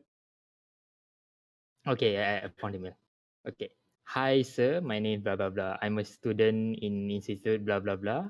Recently, I completed my course doing web development. So before I completed my course and certification, they want me to create a web page and a project report based on what I want to do. So I thought I want to create a simple game blog or a game reviewing platform, temporary, not permanent, in parentheses, because I'm interested in gaming. The development of page under Fair control. enough. But the only problem is for me is the project report of my project. And then he proceeded to outline his report table of content. So the abstract, introduction, the methodology, the result, the conclusion. I stopped reading at the abstract when you say, "Hey, can you help me with the abstract?" No, fuck you do it. It's your report. Yeah, an abstract is a very weird thing to Oh my ask God. someone to write. Yeah. Okay. And then okay. The next request. Okay, sir, you may not have to give all the details. If possible, the first two will be very helpful. What the hell? My main problem is not finding the information. The reason I came to your page is to ask help because your platform does game reviewing. Oof. So if possible, please help me in my project. I What do the- not see the Yeah, line of no. thought. Say, okay, Yeah. hear me out. If you are a budding student who is interested in doing what we do, in terms of, oh, how do you guys set up a gaming website? Oh, what's the ins and outs that we need to know? That we can help guide you. We won't be Yeah. like Yeah, so- sharing a lot of okay. details. Yeah, okay, let's say, okay, sir, I want to make a game development blog. So what are the starting point that I want to do? Let's say, okay, what kind of web technology that I can start? And then, okay, so what technology, maybe you can use WordPress for the basis, because it's a blogging website, right? So use a content management system. You can add your content. Okay, and then how do I get content? Okay, you can get from external websites or maybe games you have yourself, and then you do review, add content yourself. It's fine. In terms Blah, of blah, blah, blah. editorial, I have the experience. I can help you out. No Yeah. problem. Yeah, he can ask the technical. He can ask the business side. So they say, sir, how do you get your content? Okay, we get from publishers, or maybe our contacts, maybe sponsored by someone. So that thing, like the technical and the business side, is fine if you ask. But this guy is like, I'm not sure whether it was malice in a sense that he wants us to do it, or ignorance in a sense that he just never doesn't did- know a nicer he way to doesn't know how ask to about ask. it. Yeah, he doesn't know the proper manners to ask it. So I'm assuming the latter, because I'm really familiar with this kind of people. So I'm slightly angry, but not too Disappointed, angry. not- Yeah, I'm disappointed. Yeah, Disappointed At but not best. surprised. Disappointed but not surprised. That's the thing. Oh boy. Yeah, Here's the thing, and- right? If you want to get into like a games journalism type of thing, because reviewing is still games journalism, right? Learning how to extract information is the first skill you should fucking have. yeah. So The thing yeah. is, yeah, he's interested in game blog. I don't care about what content he wants to do, but he wants to start a web development, and then he's in web development course. He wants to start a web page, and then he sort of like didn't even understand where to start. Like, how do I start? Okay, I say you have WordPress. That's the easiest thing. You don't have to learn web development course to start a WordPress page. Easy, like click, drag and drop stuff. And then I sent an reply mail too. So let me read a bit. Greetings. Based on the email content, you just want someone to do your report, basically. This is unacceptable to approach an organization with this kind of intent and request to do your work. If you want to make blogging site, just use WordPress and start from there. The nitty-gritty, like objective background problem, is your own product. Don't take this personally, but your education failed you in basic manners of requesting help from organization. So sort of like teach him a lesson a bit. we are not homework helper. This is the second time I mentioned this. We are not homework helper. The first time I mentioned in the DM. No. Yeah. Blah blah blah blah. Your basic is already shaky. How can you be sure your work is solid? And then yeah, I gave him another chance. I say I will give you another chance. Ask the right questions. What is the right question? Find out yourself. But he did still hasn't replied. Maybe he just okay. I fucked up. I won't Maybe he reply. went to another site. Yeah, probably. I'm That's giving you a kinda- good advice. Yeah. So for the guy S who send this email, send this request, please don't do this again. Please. I'm assuming, Please. yeah, please, and even other people, especially students, please do not do like this guy do. If you want to interview, prepare your questions. What kind of questions that you want properly. You can do in list. You can send in list, but not like this guy sending the table of content of this report. Yeah, that's the most it's just bad, man. I am beyond Okay. shocked that this happened. But sure, at least a shookers. For those listening in, you know what to do. Not this. This ain't. This ain't it, chief. Okay. This ain't it, chief. This ain't it, Chief. You know what this could be, though? This could be time to go to the news. Yeah, it's time. Yeah. What So- timely this? So, this is a very venti episode, the venti edition, not grande, venti. Selabak joke. Hell Selabak. yeah. Starbucks. Sorry. Slip of the tongue. I always joke about that. Starbucks coffee. Ah. Okay, so our first big story for the news in the past 2 weeks. Fuck rich people. That's the basis of it. Fire Bobby Kotick. So, Fire Bobby Kotick. fire Bobby Kotick. Yes, fire Bobby fucking Kotick. So, Activision has had a good year, a very good year, in fact. So they announced a record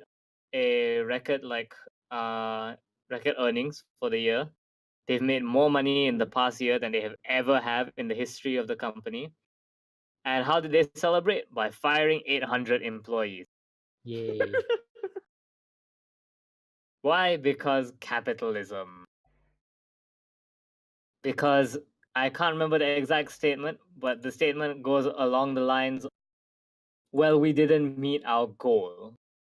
Like, sure, we made a bunch of money, but we didn't make all the money, you know? So that's a problem. So 800 people have to be let go. Meanwhile, I have to inform you, if you wanted to make more money, the people who should be fired shouldn't be like the community managers and stuff, who are the people who got fired, by the way.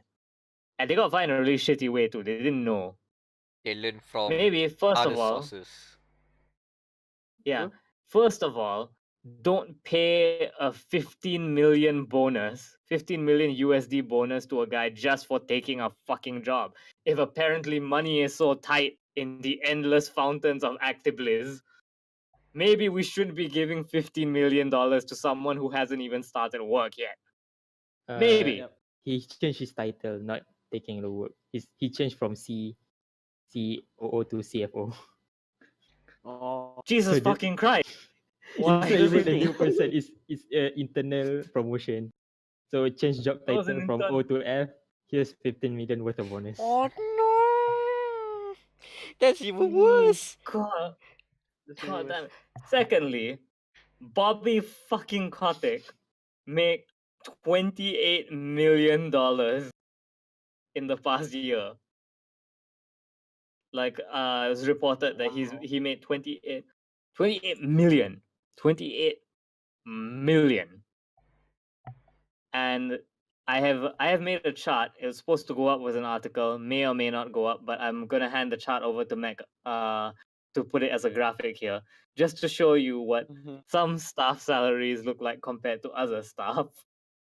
I must warn you, this chart contains some graphic imagery.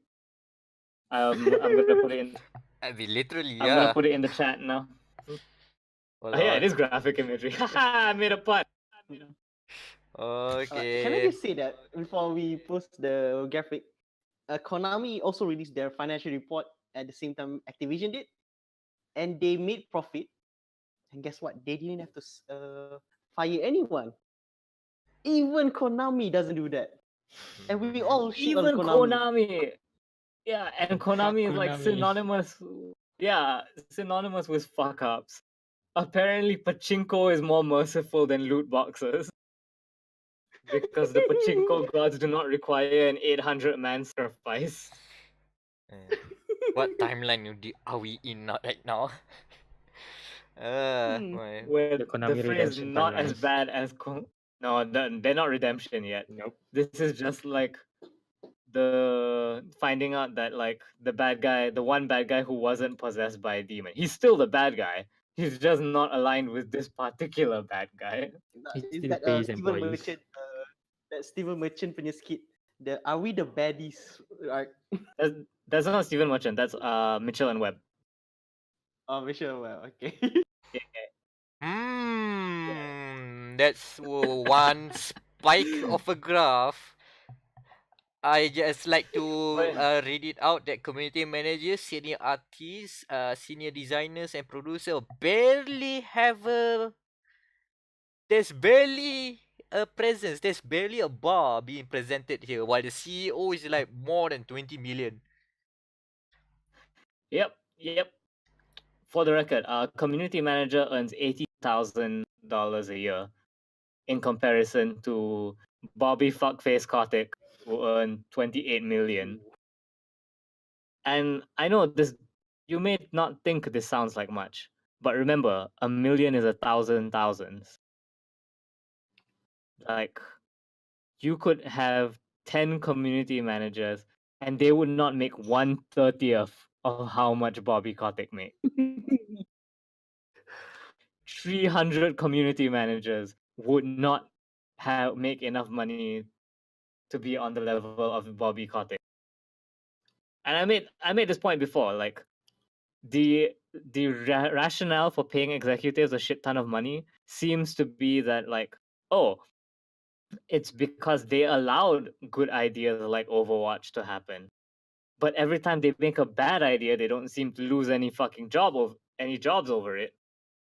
And also, I don't think any corporate has come in and saved the project. It's always they come in and ruin the project at the last second.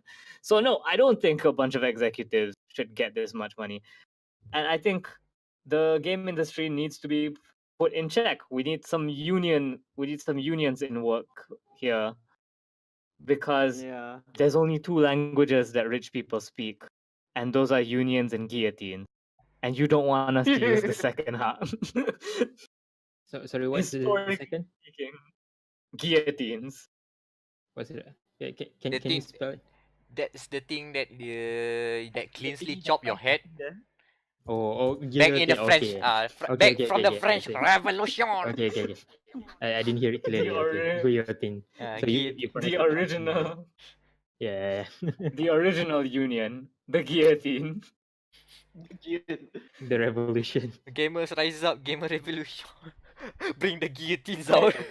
Let them eat cake. I'd like to remind you as well, the guillotines didn't give people the power to kill rich people. They were killing so many rich people, there weren't enough hours in a day, and so they had to invent a way to do it faster. That's what the guillotine did. The guillotine just made it go faster.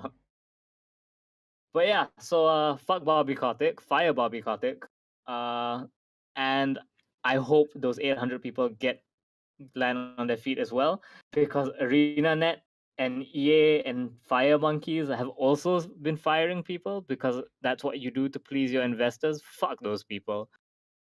I recommend watching Jim Sterling's video on it because he's much smarter than I am. So Go watch that. He explains it much better. We'll link it in the podcast video. I guess. I don't know. Anyways, positive news. Shanghai Dragons ended their 42 loss streak. The longest 42. loss streak in sports, professional sports history. Some say. How long is 402 42 days. losers? What? 402 402 days. days. Jesus. Mm. So we made a joke about Shanghai Dragons during the panel. Yes. We made a joke. Yes. They finally broke through. Congratulations. They broke the. Okay. Here's the thing. The team that they play against the Boston Uprising. Okay. So Boston Uprising lose to Shanghai Dragons. They are the first team to lose to Shanghai. Bad luck. Paper hands. Mm. So before the season starts, there's a transfer window, right? So you can transfer player from one team to another. So Boston Uprising, the coach, the manager, traded their main tank, the main tank of Boston Uprising, unknowingly to the knowledge of the main tank is himself, Gamsu, to Shanghai Dragons. He traded his anchor, one of their best player to Shanghai Dragons, and he didn't know it. What the hell? This is his redemption arc. For Gamsu. It's like, This is you basically traded me payback. without me knowing, right? Yeah, payback. Okay, you traded me, you kicked me out just like that. Like, oh, you've been kicked out to Shanghai Dragons. What the fuck? Then pretty much carried the Shanghai Dragons to victory against his old team. That's basically like Messi getting sold to, let's say, Cardiff City, and Cardiff City beating Barcelona 2-0. Yeah, sort of like that. Perfect. Perfect. Perfect So revenge. for you, the listener, look at it this way: if Shanghai Dragons can win after a 42 game losing streak, you can do the thing that you're afraid to do.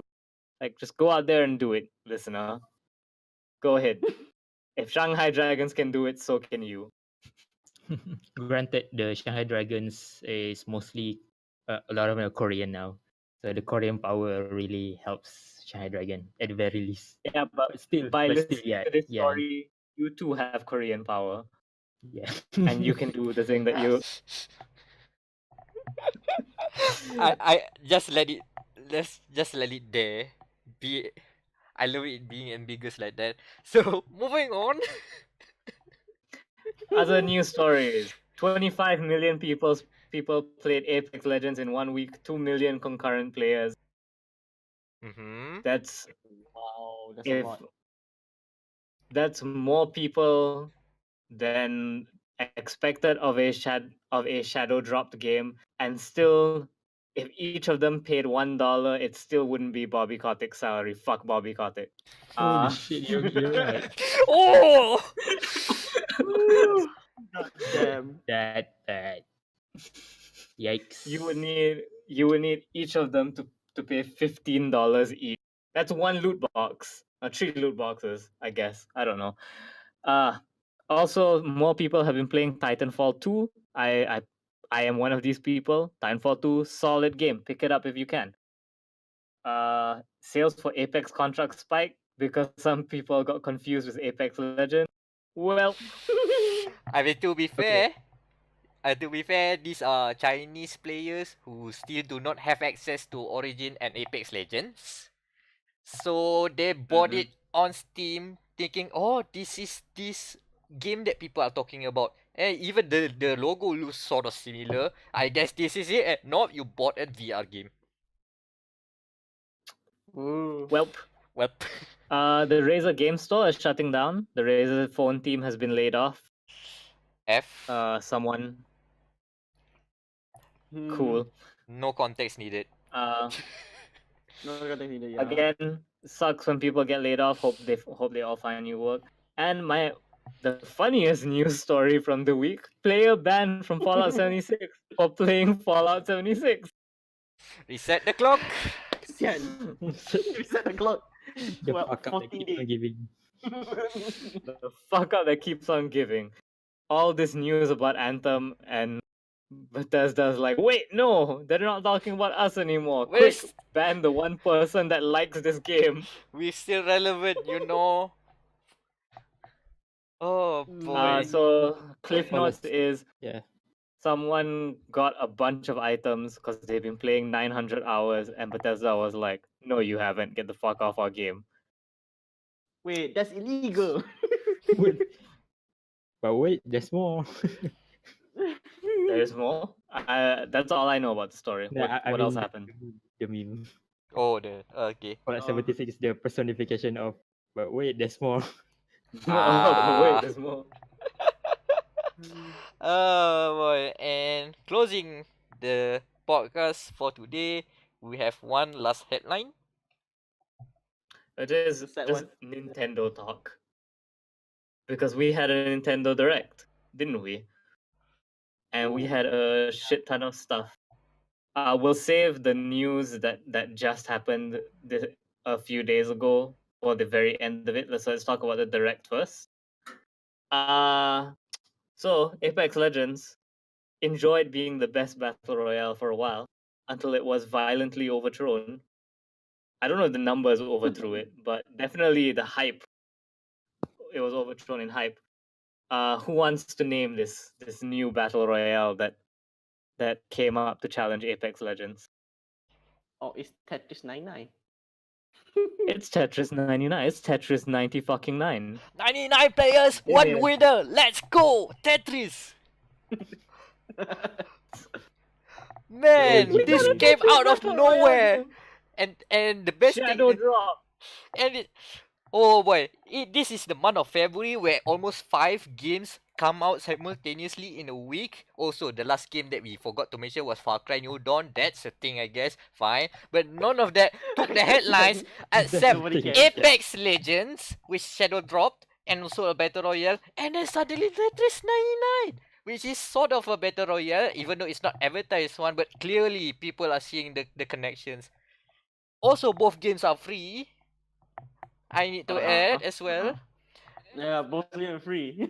Both games are free. Shadow drop, and people are playing it like crazy. Like I legit seeing like people, all those lurking Tetris pros and Tetris monsters suddenly get, yes, this is my game. This is my game now. Like shout out to Tafokins, CLG Tafokins. Tafokins used to be a melee coach. He played melee a bit. He did content creation at Yahoo Esports. I followed that when it was still around. Now he's just streaming Tetris 99 and he's even getting pro trips. Yeah, man, Tetris. People don't realize it. Pro Tetris is actually really fun to watch. Oh, classic Tetris, classic Tetris World Championships. Those are things. So basically, you know how esports are, how we describe esports, right? So mainstream esports is one thing. FGC is basically wrestling. Tetris is essentially chess. I mean, you know how. High-powered chess.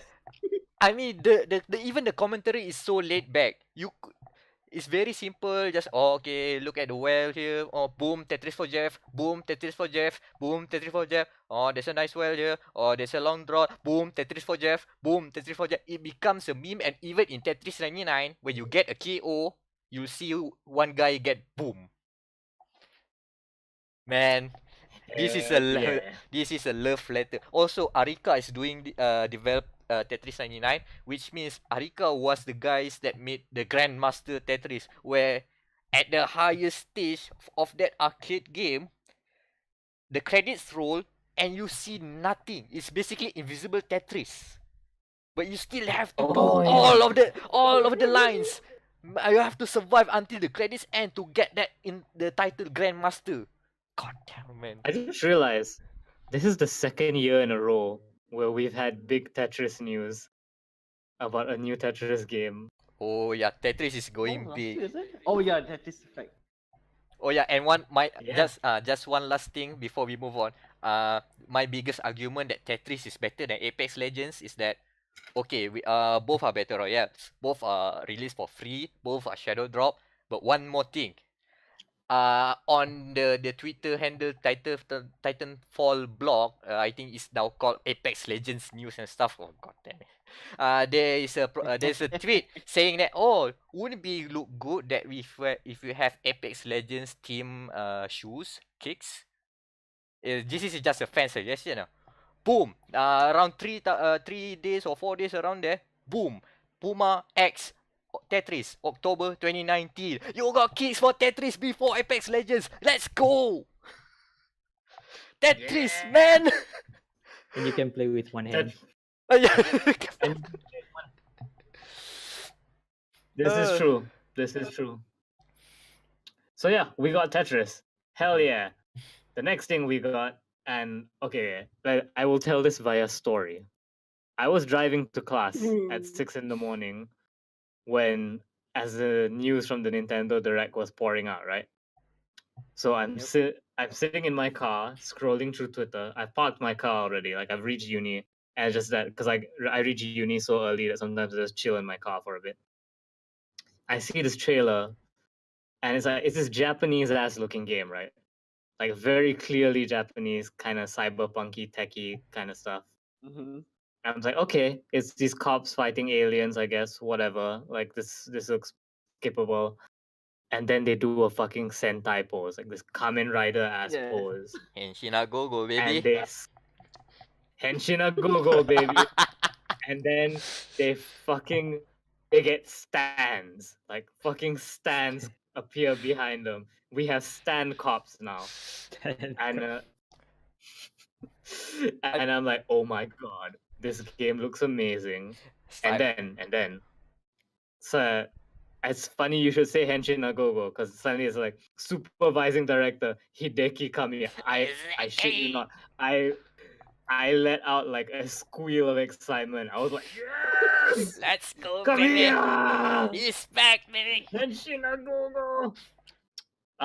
It's directed by one of the guys who worked on Nier Automata. He's a relatively new guy, if I remember correctly. So this is his big project. It's called Astral Chain. It literally looks like Nier Automata and Persona had a baby.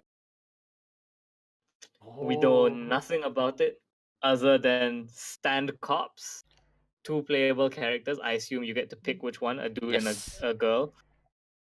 And yeah, stand cops. Stand cops.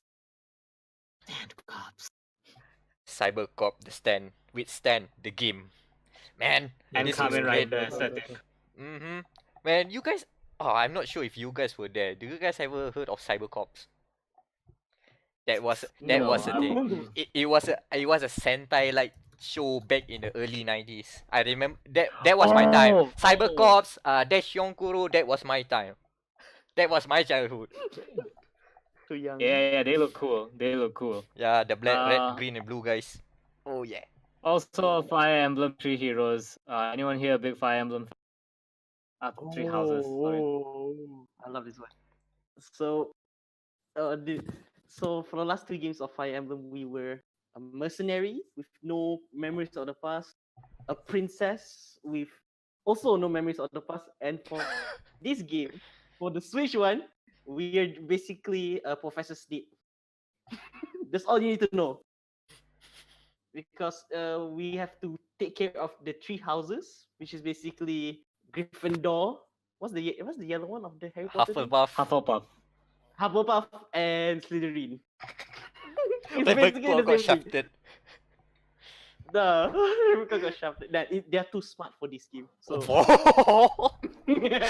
Oh, strong words. So yeah. So you're just a professor mercenary, whatever. You have to fight. That's all. You have to fight. So that was the Nintendo Direct. Yeah, there's Okay. There's one thing. I'm just curious. How will the relationship work? I know nothing about Fire Emblem, so I can't help you there, buddy. Because the Fire Emblem, for the relationships, if you get the S rank, you're basically marrying them. Isn't that a law that you cannot marry your student?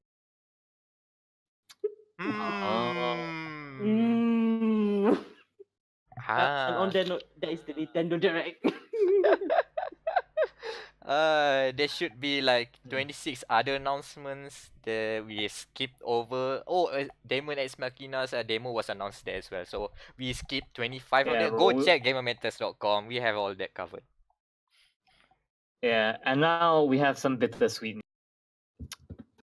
Our dear friend / telepath constantly attacking us by making us buy Nintendo merchandise / cyborg designed to help Nintendo. The Regginator himself, Reggie Fils-Aimé, is retiring. So he there's no drama or anything. He's literally just retiring. And I think that's nice. Like, yeah, it's his work is done and his body is ready. I can't believe he covered all the bases in his announcement video. God. He did. He I was- covered it's like, everything. towards the end, he was like, and still my body is ready. And I'm just like, I'm like tearing up at a cafe or we're having lunch with my friend. Like, Reggie! Reggie said, don't go. Even all the Reggie-san. backdrop videos are all of the memes, all he covered everything. Didn't know. Man. Yeah, now the only member of the big three left at Nintendo is Shigeru Miyamoto. Oh, I think he's gonna retire anytime soon anyway. So Yeah, There's going to be another tearjerker when he. that is going to be another tearjerker. It's going to be But yeah, congratulations to Doug Bowser, the new president of Nintendo. This is no joke. That is his real name. I cannot believe they hired such person called Bowser, and they know. They clearly know. Reggie said, "Oh, we did with a name like that, he's totally fit for the company, fit for the role." Oh, God damn it, they know. They run with the joke. Here's the thing, right? Here's why Bowser is a great hit for Nintendo, right? Because Mario isn't the reason there's new Mario game. Bowser is the reason there's new Mario game. Bowser comes up with a new idea, that's a new Mario game. all connected. Oh, I decided to marry Oh. Peach right now. For Super Mario Odyssey. Exactly.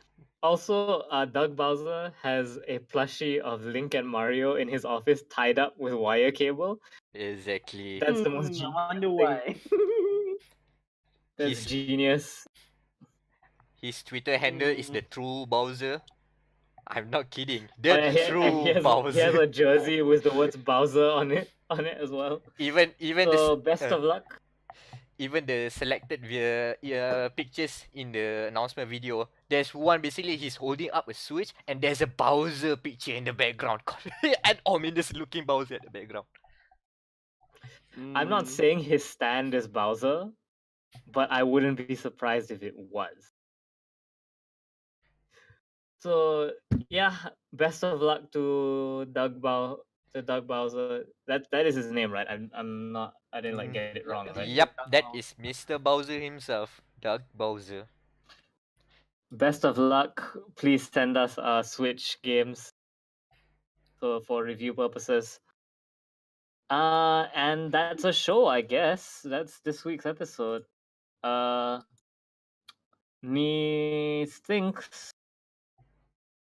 Anything else we wanna say? Nope, let's not really. drill down the thumbnails again. Okay, I know there's a NicoNico there. Now say the names again. Nico Yazawa, Mm-hmm. Nico from Dead or Alive. Oh, Nico from Dia Life. Okay, and Nico Hulkenberg. Yeah, Mahaguru Silat. Alright. Guru silat Nico. Okay, I'll do the chat spams of core values in a NicoNico fashion. What else? 30TT. Okay. And an Iron Mike Bruka. Reggie. We need an Iron Bruka. I forgot, yeah. Yeah, second episode in a row with the F1 car there. Probably if there's an already Iron Brew livery, it would be nice. We'll see. Now maybe just Danial has made take the Iron Brew GTR car. Oh yeah, the Iron Brew Lomboy. Alright. Listeners Wow, I will was know. thinking of an actual can of Iron Brew with just 4 wheels. Sure, this will too. Okay. I'll have some decisions to make. And a guillotine somewhere, just hanging out. Alright. Social medias then. Social medias, yeah. You can find me on Twitter at Wamerol, patreon.com/Wamerol. I'm on sem break now, so I need money. So please give me money. I have a Facebook page, Crusader Wamerol. And yeah, I have my first impressions for DMC5 and Daemon X Machina up on the site. Check those out. My review for Kingdom Hearts 3 is also still up on the site. The internet police have not come after me yet. So go check that out too. And fire Bobby Kotick while you're at it. Danial. Alright, you can follow me on Twitter at Flaky FL4KY_. Wait, what is if you're listening to this podcast after Sunday, of course after Sunday, do watch the Sepang for hours. It could be interesting. It could be terrible. Tengoklah. We'll see. We'll see. We'll see. Yeah, we'll see. So, Anan? Nope. Just remember what Anan said. Criticize, grow from the criticisms. Stop asking him to do your homework. Yeah, don't ask us to do your homework. Please. I mean, we can help some stuff, but not do your fucking homework from scratch. Listen, man, I don't even do my homework, so I'm not gonna fucking do your homework. Yeah. And I have been Amirul Mekronos Ashraf. You can find me everywhere with that name, MECKRONOS. Expect a review of an AMD powered gaming laptop soon on gamermatters.com. The Division 2 impressions are out. You can check that out. Also, there's an open beta later. You can try it on March 1st. In case you need to see if I got it wrong again, like Anthem. And and let's do this one last time. For our good friend's sake, let's just scream his name loud and proud one last time. 3, 2, 1. Reggie! We miss you, buddy. Do the Miss you, resolution. buddy. Yeah, vive la resolution.